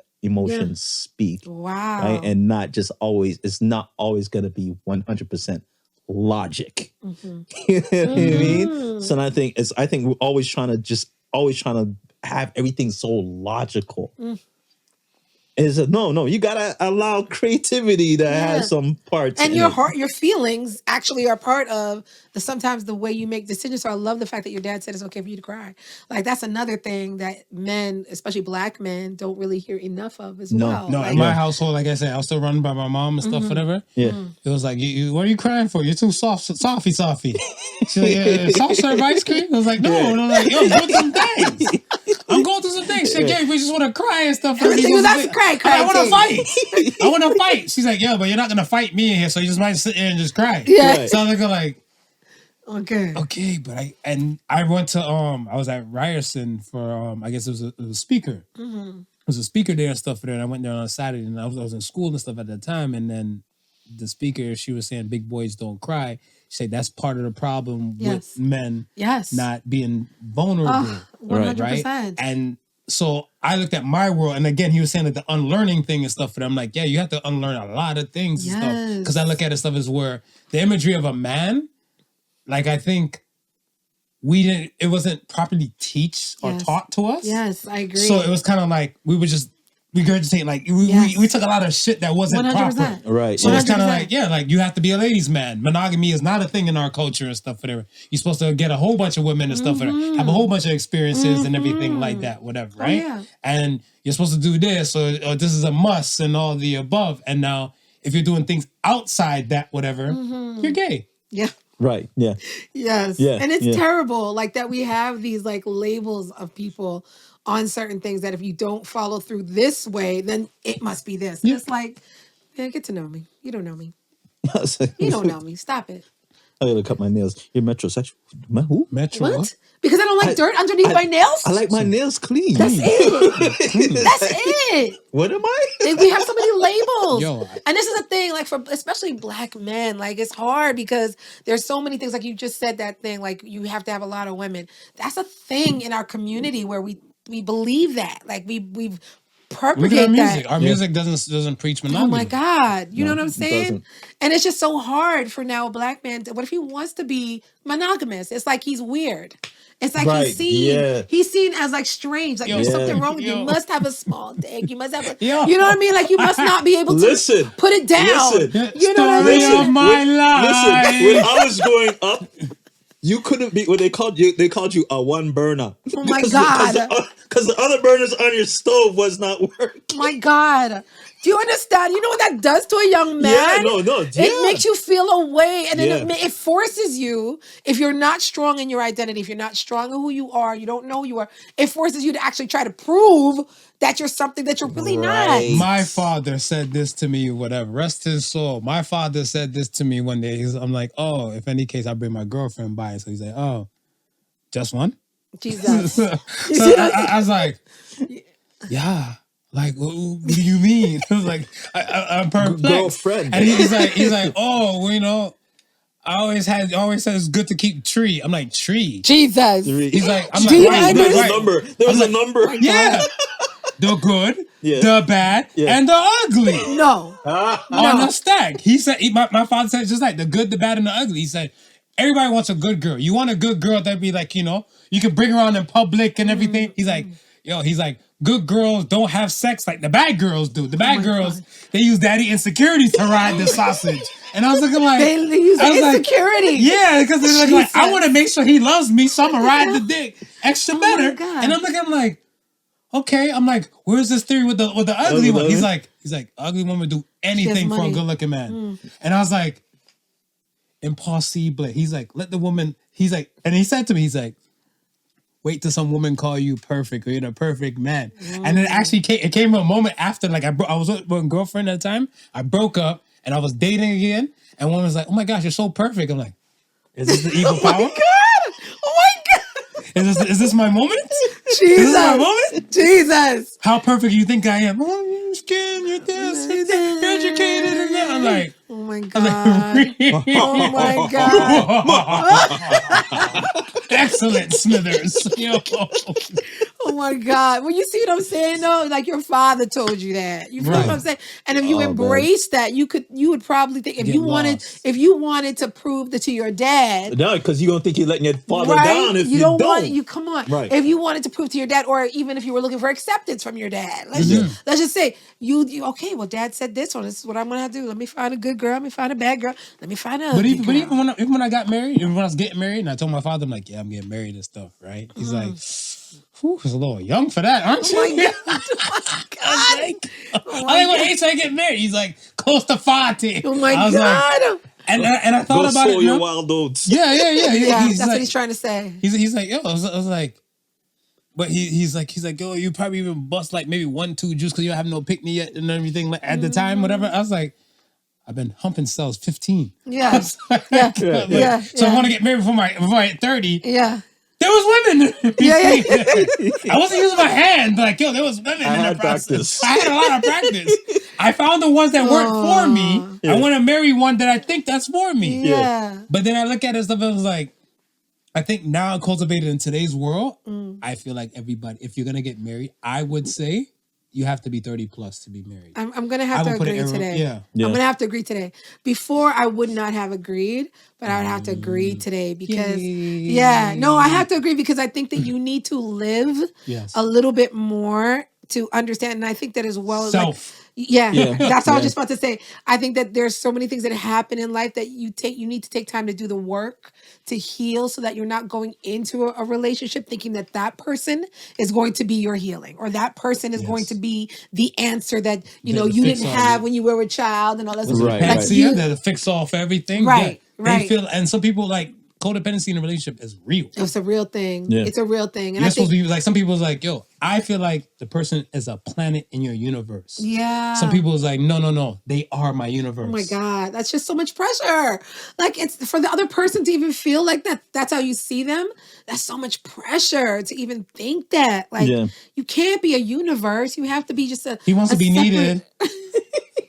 He wants to be the universe. No, you can't be the universe. He wants to be needed. No, you need to be a planet. You need to be a planet, and she needs to be a planet, and you guys are in a universe. But that doesn't mean you can't be needed. It just means that you're not the universe, though. You can't be because it's too much pressure, bro. That's too much pressure. My God. So then, if you're the universe, and you drop the ball, dear God. everybody just died. You know what I'm saying? And but everything. everybody, and then it's like, you, how could you? And but you're like, I'm human too. That's right. Like, That's what I'm saying. I don't have to be always on. They're like, no, you have to fix it. No, it's too much pressure. And it's not real. It's not real. I think I agree with you. If you have to be 30 plus at least, because you have to do the work.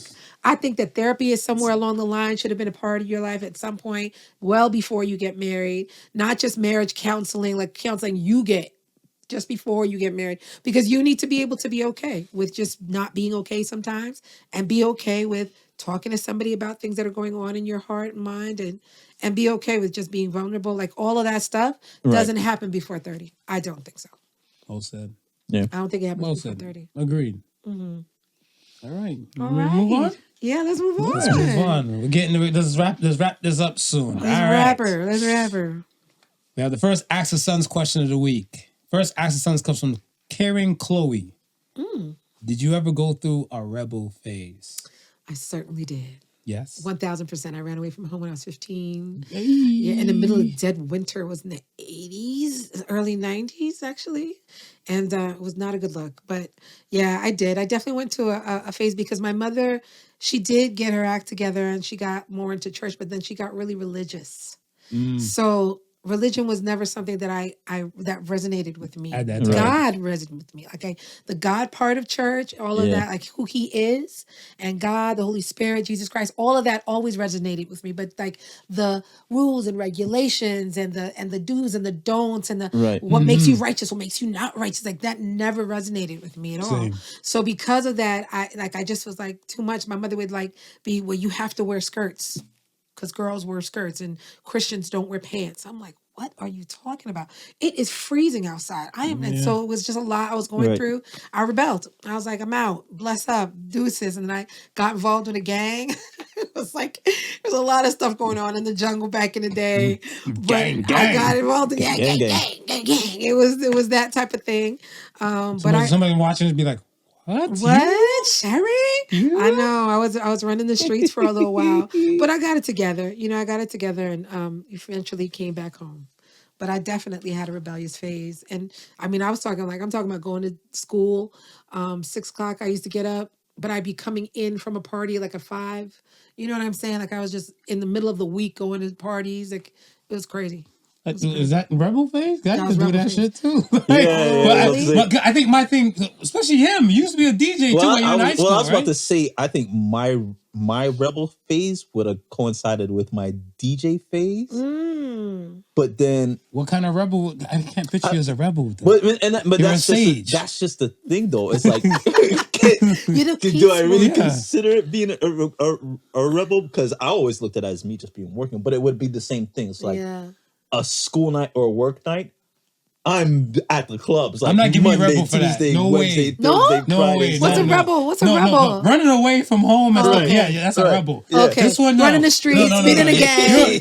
That's a rebel. Quote unquote, you're a working man before you became a man. Okay. So you had a little structure to know for a fact that your punk ass is still going to school. Yeah, you had structure. Right. Oh yeah, I was still going to If you're school. talking about like you're DJing and your ass is sleeping in the bed, you're not going to school, whatever. Yeah, rebel. Okay. Got it. Get in, and I wasn't a rebel. See, I knew it. Sage. I knew it, bro. Sage. I knew it, man. I knew it. I'm looking at it. He's a sage. You're a sage. He's the wootsa. The only rebel moment I had was the they used to do the running of Young Street last day of the summer. Oh, I remember that. So you would go to C&E. Yes. And then after this, the C&E on the last day, the day before you going back to school. Yeah. C&E, after the C&E, the thing was to go downtown Young Street and run amok. Yes. So like all kinds of crazy. Yes. All kinds they of would crazy. Smash the stores on Young Street. How long ago was this? This is like in the 80s, 90s? Early 90s. Early 90s. Yep. Yeah. I remember this. It was a tradition. Like the last day, everybody Toronto would go to fellas. C&E. Everybody would You go see to all these young people going in to different honest eds, just stealing all kinds of stuff. Yeah. Like, why are we doing this? People Why are we doing this? to the train station. Because it's like freedom. We just got out of prison, and now we're just it's just crazy. We were so and extra. Can I tell you, that was probably the one day that all the good kids were rebels. Well, if you Everybody. did that before, then I guess you had a rebel day. You had a rebel day. You had a rebel day. You had a rebel day. Yep, you had a rebel day. Once a year, you have a rebel day. Yeah. It's not The rebellious. underscore. You were rebellious. You're rebellious, whatever. Then you were studious. Then you were studious the next day. Oh my God. It was like nothing happened. Oh my God. I think, yeah, I had, Yeah. of course, I had mines and stuff like You that. did? I think mines kicked in and stuff twice. I think I had like phases because we moved, right? Right. So I want to say when we were living in Miami and stuff like that, my mom G checked me and she's like, well, you can't live in Miami and stuff, whatever, like that, because the environment is a lot going on. So we went to the suburbs called Pembroke Pines. So we went to Pembroke Pines and stuff. My mom's like, yes, so I can watch you and stuff, whatever. But me, my thing's like, we're around all the white people now, or whatever, right? Yeah. And then she's like, yeah, take you away from those bad breed friends, whatever, right? And then it cultivated, we moved again and stuff like that. But I was like, yo, this is the story of my life. I'm just going to be moving. So I just got to be prepared to just be flexible and stuff to that regard. On And the I was move, like, right? Yeah. I'm like, yeah, I'm tired of this. Yeah. I'm tired of this. Because like one day, like I had a conversation with my mom. I was like, oh, you're bright. Yeah. You trying to fight and stuff. And I'm like, yo, I'm tired. Like, we keep moving and stuff. Are we on the run? Right. Are we in WITSEC? She's like, I don't even know. And my mom's like, I don't even know what WITSEC is. Like, it's witness protection. She's like, why they call it WITSEC? And she said, why you raising your voice? My mom drank me up Oh my and God. everything and stuff. I was like, I had enough. My mom was just looking like yo, you're a lippy ass kid. You're gonna have anything that don't seem logical to you. You're gonna talk it I'm out. gonna talk it. I'm gonna Yeah. have this conversation. My mom's like, all right, we're not gonna fight like that with her because she's like, yo, I'll bust your eye and stuff. And I like, don't want to hurt you like yeah. that. And I was like, okay. And then we found a little piece, but she's like, yo, if that tone raises past like a level like 3 volume and stuff, whatever. Like I seen the movement and stuff, so it's kind of like, Don't get on that I'm like- middle seat. Do I'm like, not damn, get to the brother. middle seat. I'm like, man, ain't nothing here to eat, whatever. Because I'm just like saying, insinuating that maybe she might. She's like, with that? Right. Because that's somebody. I thought I told you how to cook chicken and rice and Right, everything like that. right. Let me go open up this freezer that I paid for and stuff in here. Oh, there's meat in here. Yep. Did you ask mommy? I don't know how to cook this. Could you teach me how to cook Right, this? Yeah. right. And I was like, I don't know. I'd make turkey neck. Could you show me? She said, gladly. Yeah. First thing I did, meat thaw out. I'll see you in a few hours. And I was like, all right. And Yeah. we eventually got to some things and Okay. stuff. My rebel phase and stuff was wild and stuff. It had extra moments involved of the people I can't speak about on podcasts. Okay. But I mean, yeah, I've had Yeah, one. yeah. You. No, no, He had a rebel Poser. day. He had a rebel day. He had a rebel I day. had rebel day. He had a rebel day. Yeah, I had a rebel phase. I got over it. Yeah, I had a lot. Yeah, me too. Sorry for everybody I hurt. Same. Yeah. All right. Next question comes from Dr. Love. Under what condition would you move for a romantic relationship? Damn. First of all, would I move for a romantic relationship? There has to be conditions. You don't got no conditions. Well, you're the entrepreneur, money maker, and everything like that. To be honest, Yeah. I can make money wherever I would go. move for you. I was like, I work a regular job. Where are you going? You trying to go to New York and run this empire of yours? I'll find a regular job there. Yeah. So she's doing all this. I'm just, the Stedman.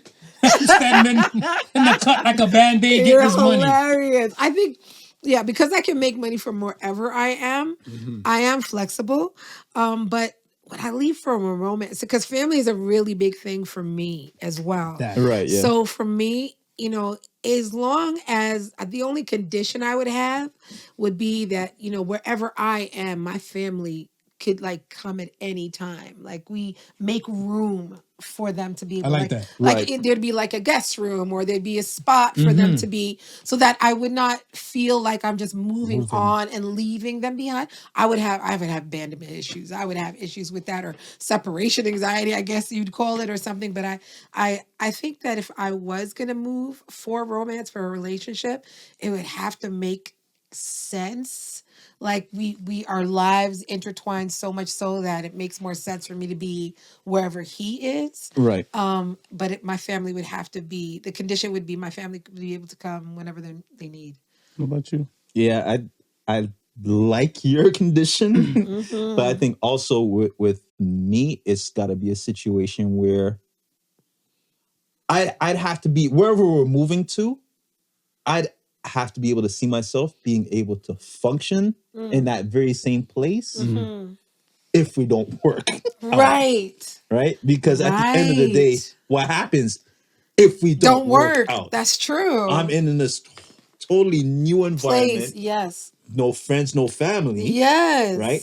And now I have to be able to start everything from scratch. Child. So if that's going to be the case, then it's got to be a place where I know I can start everything from scratch and be okay. Yeah. I think I like the family thing you were saying. Yeah. Cause shout out to Ben Dillinger. Like with him, one of my boys, he used to live here. He lives in Memphis. Okay. Now, right? And he moved because of his wife. Wow.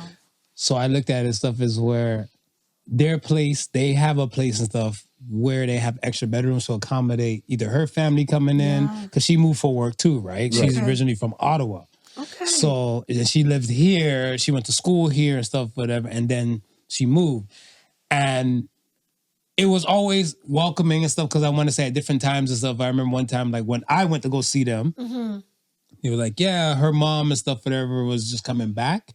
So I have, open opportunity because no family member, nobody else is going to occupy like the guest room and stuff like that. Right. So I'm like, oh shit, this is beautiful. I like it like that. Now to the part that you were saying and stuff too, I do feel like that as well. But I look at it and stuff as where, I don't know, maybe my dynamic and stuff is just different. But I look at it stuff as kind of like we are one. So like what yours and mine is yours and stuff, whatever. But I'm like, I'm always afraid to kind of put things on a woman. No shade, because I feel like it's one argument away for you guys kick us out. Like we will have an argument and we're just like, I'm going to my room, or I'm gonna sleep in the living room and call it a day. But you're like, sick of you, get out. And be like, God. How sweet. There's a lot of guys in fear like that. So I was told, like, as a young dude, it's like from like other family members, like my mom's side, whatever, like, yo, don't move in with a woman. Let the woman move in with you. Yeah. Yeah. So I was like,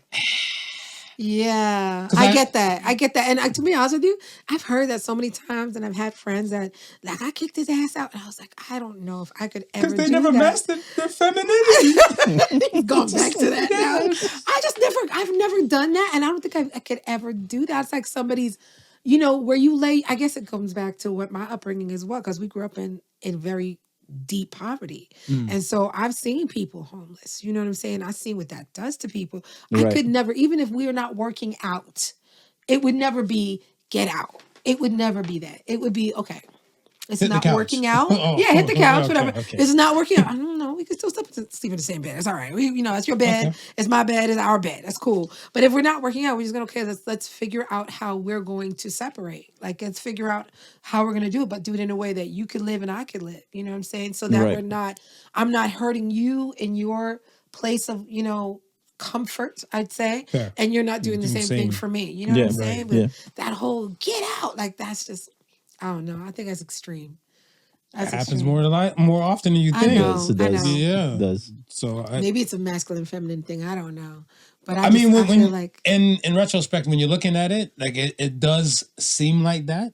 But I feel like, to be honest and stuff, like a good portion of the time, I feel like it's the blind kind of leading the blind. Because I think when, my opinion, if the woman is involved and the man is involved and stuff too, I don't think you're coming to a point stuff where even the get out talk is even on the table. Right. But I feel like if, like, let's say the man might be involved, or let's say in any case, if the woman might be involved and the man isn't and stuff, whatever, and now she's living with him, she's like, I'm not perfect. Right.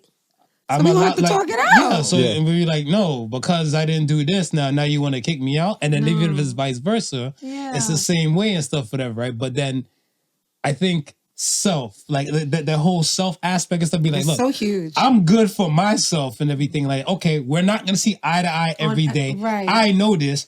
If you know this, you're involved too. Yeah. Okay, what is the goal? Do we still want to be together or not? Right. And if we still want to be together and stuff, whatever, this is just something else we have to overcome. Right. Or not. And if we don't, then okay, then it's not a get out. Yeah. It's not get your stuff and get out.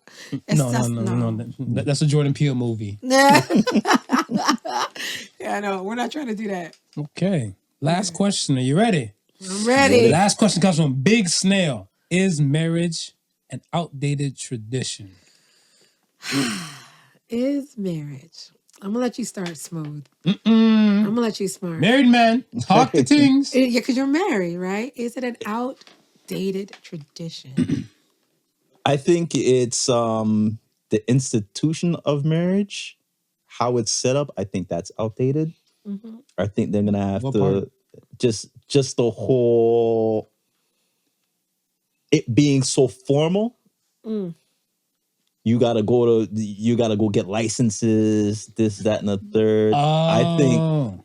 I think that part of it. If we were in the hills of Hillshire and stuff back then in Nottingham, and we got married and stuff with just the priest and just kept it pushing, And the flowers. and with the flower, Right. we Gucci. Yeah. I Yeah. think more people are opting to forego that whole thing and just be listening. We together, we good, we ready to do this, and kind of and move from there. Asking for And I a think the reason why is because they don't want to be tied up in the whole legality of things that might be hard to break if you need to get out. Okay, because I was gonna ask and stuff, but I'm like, Yikes.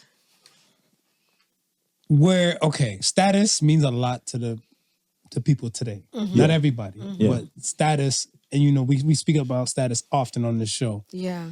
There's a point where I feel like the status of like the title husband or the title wife, it holds a lot more weight than boyfriend or girlfriend 100%. and stuff, right? It So I does. feel like when people come to that moment and stuff, they want to invest more into like just the title. Right. Because the title, like, yes, husband and wife could be together for 10 years, and boyfriend and girlfriend could be together with 10 years. Yeah. But the weight on the title of the husband, because it feels like So somebody got down on the knee, somebody said, this is the person I'm choosing, this person agreed to it, we did it in front of our family, is a lot different scale compared to be like, times are hard for you over there, come on over. And then now we have common law, and now it's to me, I feel like companionship should be the overall thing. Yeah. Right? But then to other people and stuff, the title means a lot. So they're looking like the outdated aspect. No, that title is still firm. Yeah, but I think the title, I think it starts meaning less the more in age and maturity you get, right? I think it's like at the end of the day you realize it is just a fucking title. Like, you know what I mean? Like you could be my husband on paper and treat me like piece of shit and not love me. What good is the title then, right? So that's what I'm saying is like I'm thinking a lot of people are realizing now that, man, it's just a formality. We're gonna pay out of our pockets for this formality. There's other stuff we trying to achieve with no paper. Thank you. Like, let's just do this. I'm not instead, going you know in what I mean? debt for a day. I refuse that. Whatever. That's ridiculous. Any woman and stuff, whatever. That's ridiculous. Any woman that I'm with or something like that, and then she makes it seem like, the bill for that day That's is gonna crazy. be like, It's dumb. like some cost more than a brand new car. It's crazy. Right, yeah, It's yeah. crazy. Yo, I'm off it. Yeah, I'm like, yeah, this ain't a Yeah, relationship that's what for I'm me. saying. Like No. a lot of those legalities and those traditions is like, Yeah, the traditional part of having this whole, proposal and engagement party and bachelorette and bachelor party, and then the day and then all that. I agree with that. Like, there's not stupid. It's stupid to spend so much money on one theatrical event. I think. I'm like, yo, give me the broom. Let me just jump the broom. give me the backyard and some good friends and I family was gonna say, and a minister or a courthouse. We can, Like, whichever I'm about way. it. Like, for real. I'll put my Chucks on and stuff. You can kiss my Converse while I kiss my bride. Listen. Yo. Like, we could even just say, the honeymoon and the vacation, whatever, everybody who wants to come, let's do a destination thing, whatever. We all just have a good time. But I feel like, so I get you with that. Like, I'm not going to go in debt and definitely, or I'm not going to spend money on that one day so other people could take pictures and say, I'm not doing that. And people that might not even really wish you well, they just want to be in your mix. And eat your food. Yeah. And take pictures. And I feel like it's okay. Like, to be able to say I was at so-and-so's wedding, it's not that serious. I feel like the institution of marriage has changed in its meaning for a lot of people because the divorce rate, right? Because there are a lot of people that get into a marriage situation with the thought of, well, if it doesn't work out, I'm going to get a divorce. Right. Right? And I feel like if you are approaching marriage with that in mind, then you're not ready. Let it go. Leave the man alone. Leave the woman alone. Don't get into a marriage situation with the thought of it if it doesn't work out or get a divorce. Because then why are you saying till death do us part? Like, why are we even making a vow? Like, what is that about? You're right. I can agree to that, but I want to say like there's certain situations where it's circumstantial. Like I feel like I fall in that circumstantial kind of category and stuff, whatever, because I've never witnessed like divorce growing up. It's kind of like it's nerf or nothing. Either you're married or you're not. Right. So I look at it stuff as like when like I've seen like people's that were married, like his mom, his pops and stuff like that. I never seen stuff like that would pertain to the divorce. So in my head, when I was getting ready to do it, I'm not looking in divorce and everything, but I do look at what is my priority over everything else is peace of mind. 100%. Right. So I'm not saying that you don't get divorced, but I just feel like going into marriage with the thought of divorce, I don't think that's cool. No. Yeah, that's my point, but I agree with you. Yeah, like peace of mind and stuff is everything. So I look at it stuff as where 1,000%. my marriage and stuff at that time was not serving me, and I didn't realize and stuff that I will if I'm to stay in that, I would become something different, and my son would see a different form of me. Like that wouldn't be conducive. Yeah. So I looked at it stuff, I was like, yeah, I gotta opt out of this because like she'll tell you, she'll like worst case scenario, like it was him that initiated everything and stuff. But I'm like, I can confirm it. But I looked at it stuff as like peace of mind is so much more important.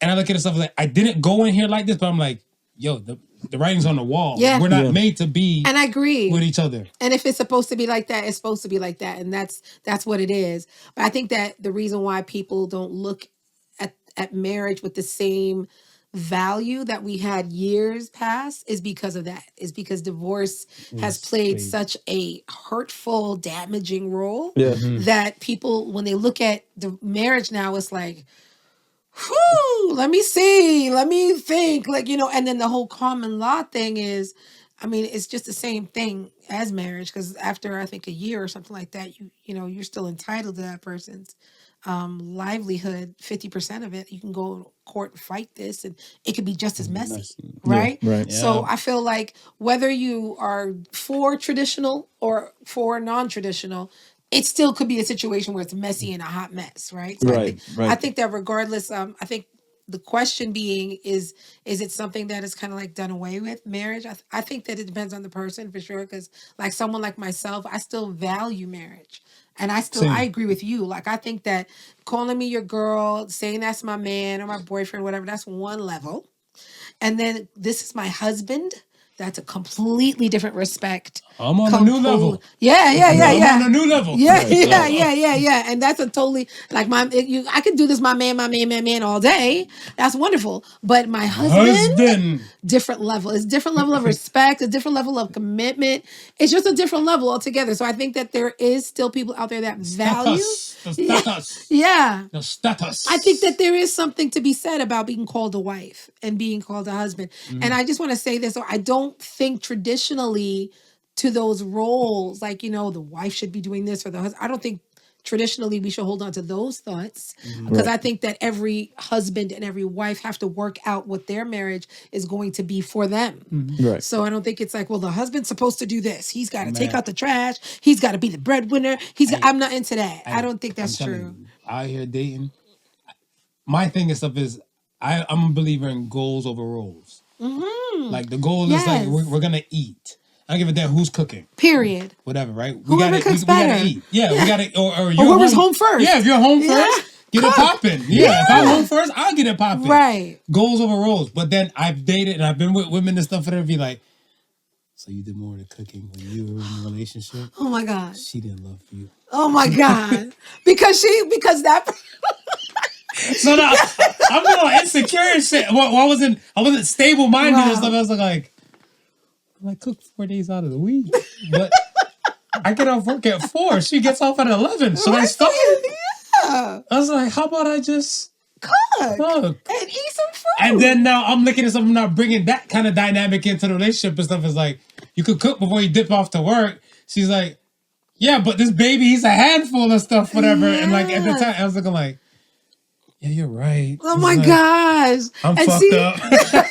I don't know what to do. And you not to feel like, Yeah. oh, I wasn't loved. Yeah. Now all this time I thought I was loved and you weren't loving me. And it's like all of that stuff. Like it's all of that stuff that I think is whack that people put along with the word wife or put along with the word husband. Right. So I'm not down with those traditional roles, but I think that, and I'm with you, goals over roles, whatever works. Like if you're better at money than I'm at money, then you're managing the money. If I'm better, then I'm managing the money. Like Simple. it really is simple. But I think that people sometimes go into marriages with their preconceived ideas of what husband and wife mean. And I think that should be worked out. I think that should be worked out before you say I do. Because you may be thinking a wife is supposed to be doing A, B, C, and D. And that's not what I think a wife should be. And this is where the contention can begin and where all of the, but I thought, and now I'm disappointed. Well, who told you to expect that? Who told you that was going to happen like that? Like, it's not, you know what I mean? So I think that's where I think. Okay. Cool. Cool beans. We all here. Good questions from the Ask the Sons. Keep them coming. We do appreciate you guys and stuff. Keep launching them. We'll use them. We'll have them. And we do tag you guys. Mm-hmm. All right. We are here at the end. Smooth, a little motivation for the peoples before we leave for the week. Sherri, before we start and get them to associate the Sons for the week. Mm-hmm. Tell them where to find you. Tell them your plugs. Tell them about the book. Okay. Well, tell them about Dymond Enterprise. One more time. Yeah, it's Dymond Enterprise. You can definitely go to dymondenterprise.com. You can text also at Instagram. I'm in LinkedIn, Sherri Sanjurjo, Sanjurjo, 2 R's and an I underneath Sherri. Nice. Yeah, I'm in Instagram. I'm in Facebook. I'm there. I'm out here. The Metamorphosis, you could definitely find it on my website, sherrisanjurjo.com, or on Amazon.com. It's out there, Metamorphosis. It's called A Dymond Story, and it's Dymond with a Y, Dymond. So yeah, I would say stay motivated and embrace the metamorphosis when it comes. If there's anything that I'd motivate you guys to do is just don't resist when transformative moments come into your life, because they're there to bless you. They're there to help you grow and become a better version of you and the more authentic version of you. So don't resist it, embrace it, and it'll be a blessing to you and others in your life. Amen. Yep. Yes, sir. Couldn't say it any better. I'm associated sons and stuff. I kind of built it from just looking you up and researching you. Mm-hmm. So my associated sons this week for this episode and stuff is be authentic, not reactive. Yes. Associated sons. Self-explanatory, but I feel like a lot of times and stuff, every correction is an overcorrection. Yeah. So I feel like a lot of times that people get to this moment and stuff where like, yo, you plan to wear whatever. Yeah. But then if you're asking somebody, what are you wearing? Right. Now you're in a reactive state now you want to change and stuff. And they're like, no, just have the confidence. Yes. And be who you wanted to be and do what you wanted to do before. Mm-hmm. Yeah. Don't be so reactive. Yeah. Be more authentic. Yeah. Associated sons. Associated sons. Yes. I love it. We are here. Thank you guys. Thank you for rocking with us and stuff. Like, comment, subscribe, all of the above. Once again, thank you for Sherri. This is not the first or the last time you'll see her. Yes, please. I'd love to come back. I'd love to come. It was amazing. Thank you, guys. And yes, once again, thank you for listening to the Podical Sons. Remember, the difference between genius and stupidity is that genius has its limits. Peace and love, y'all. Peace and love. God bless. The Podical Sons with Not Your Average Joseph and Sofa King Marvelous.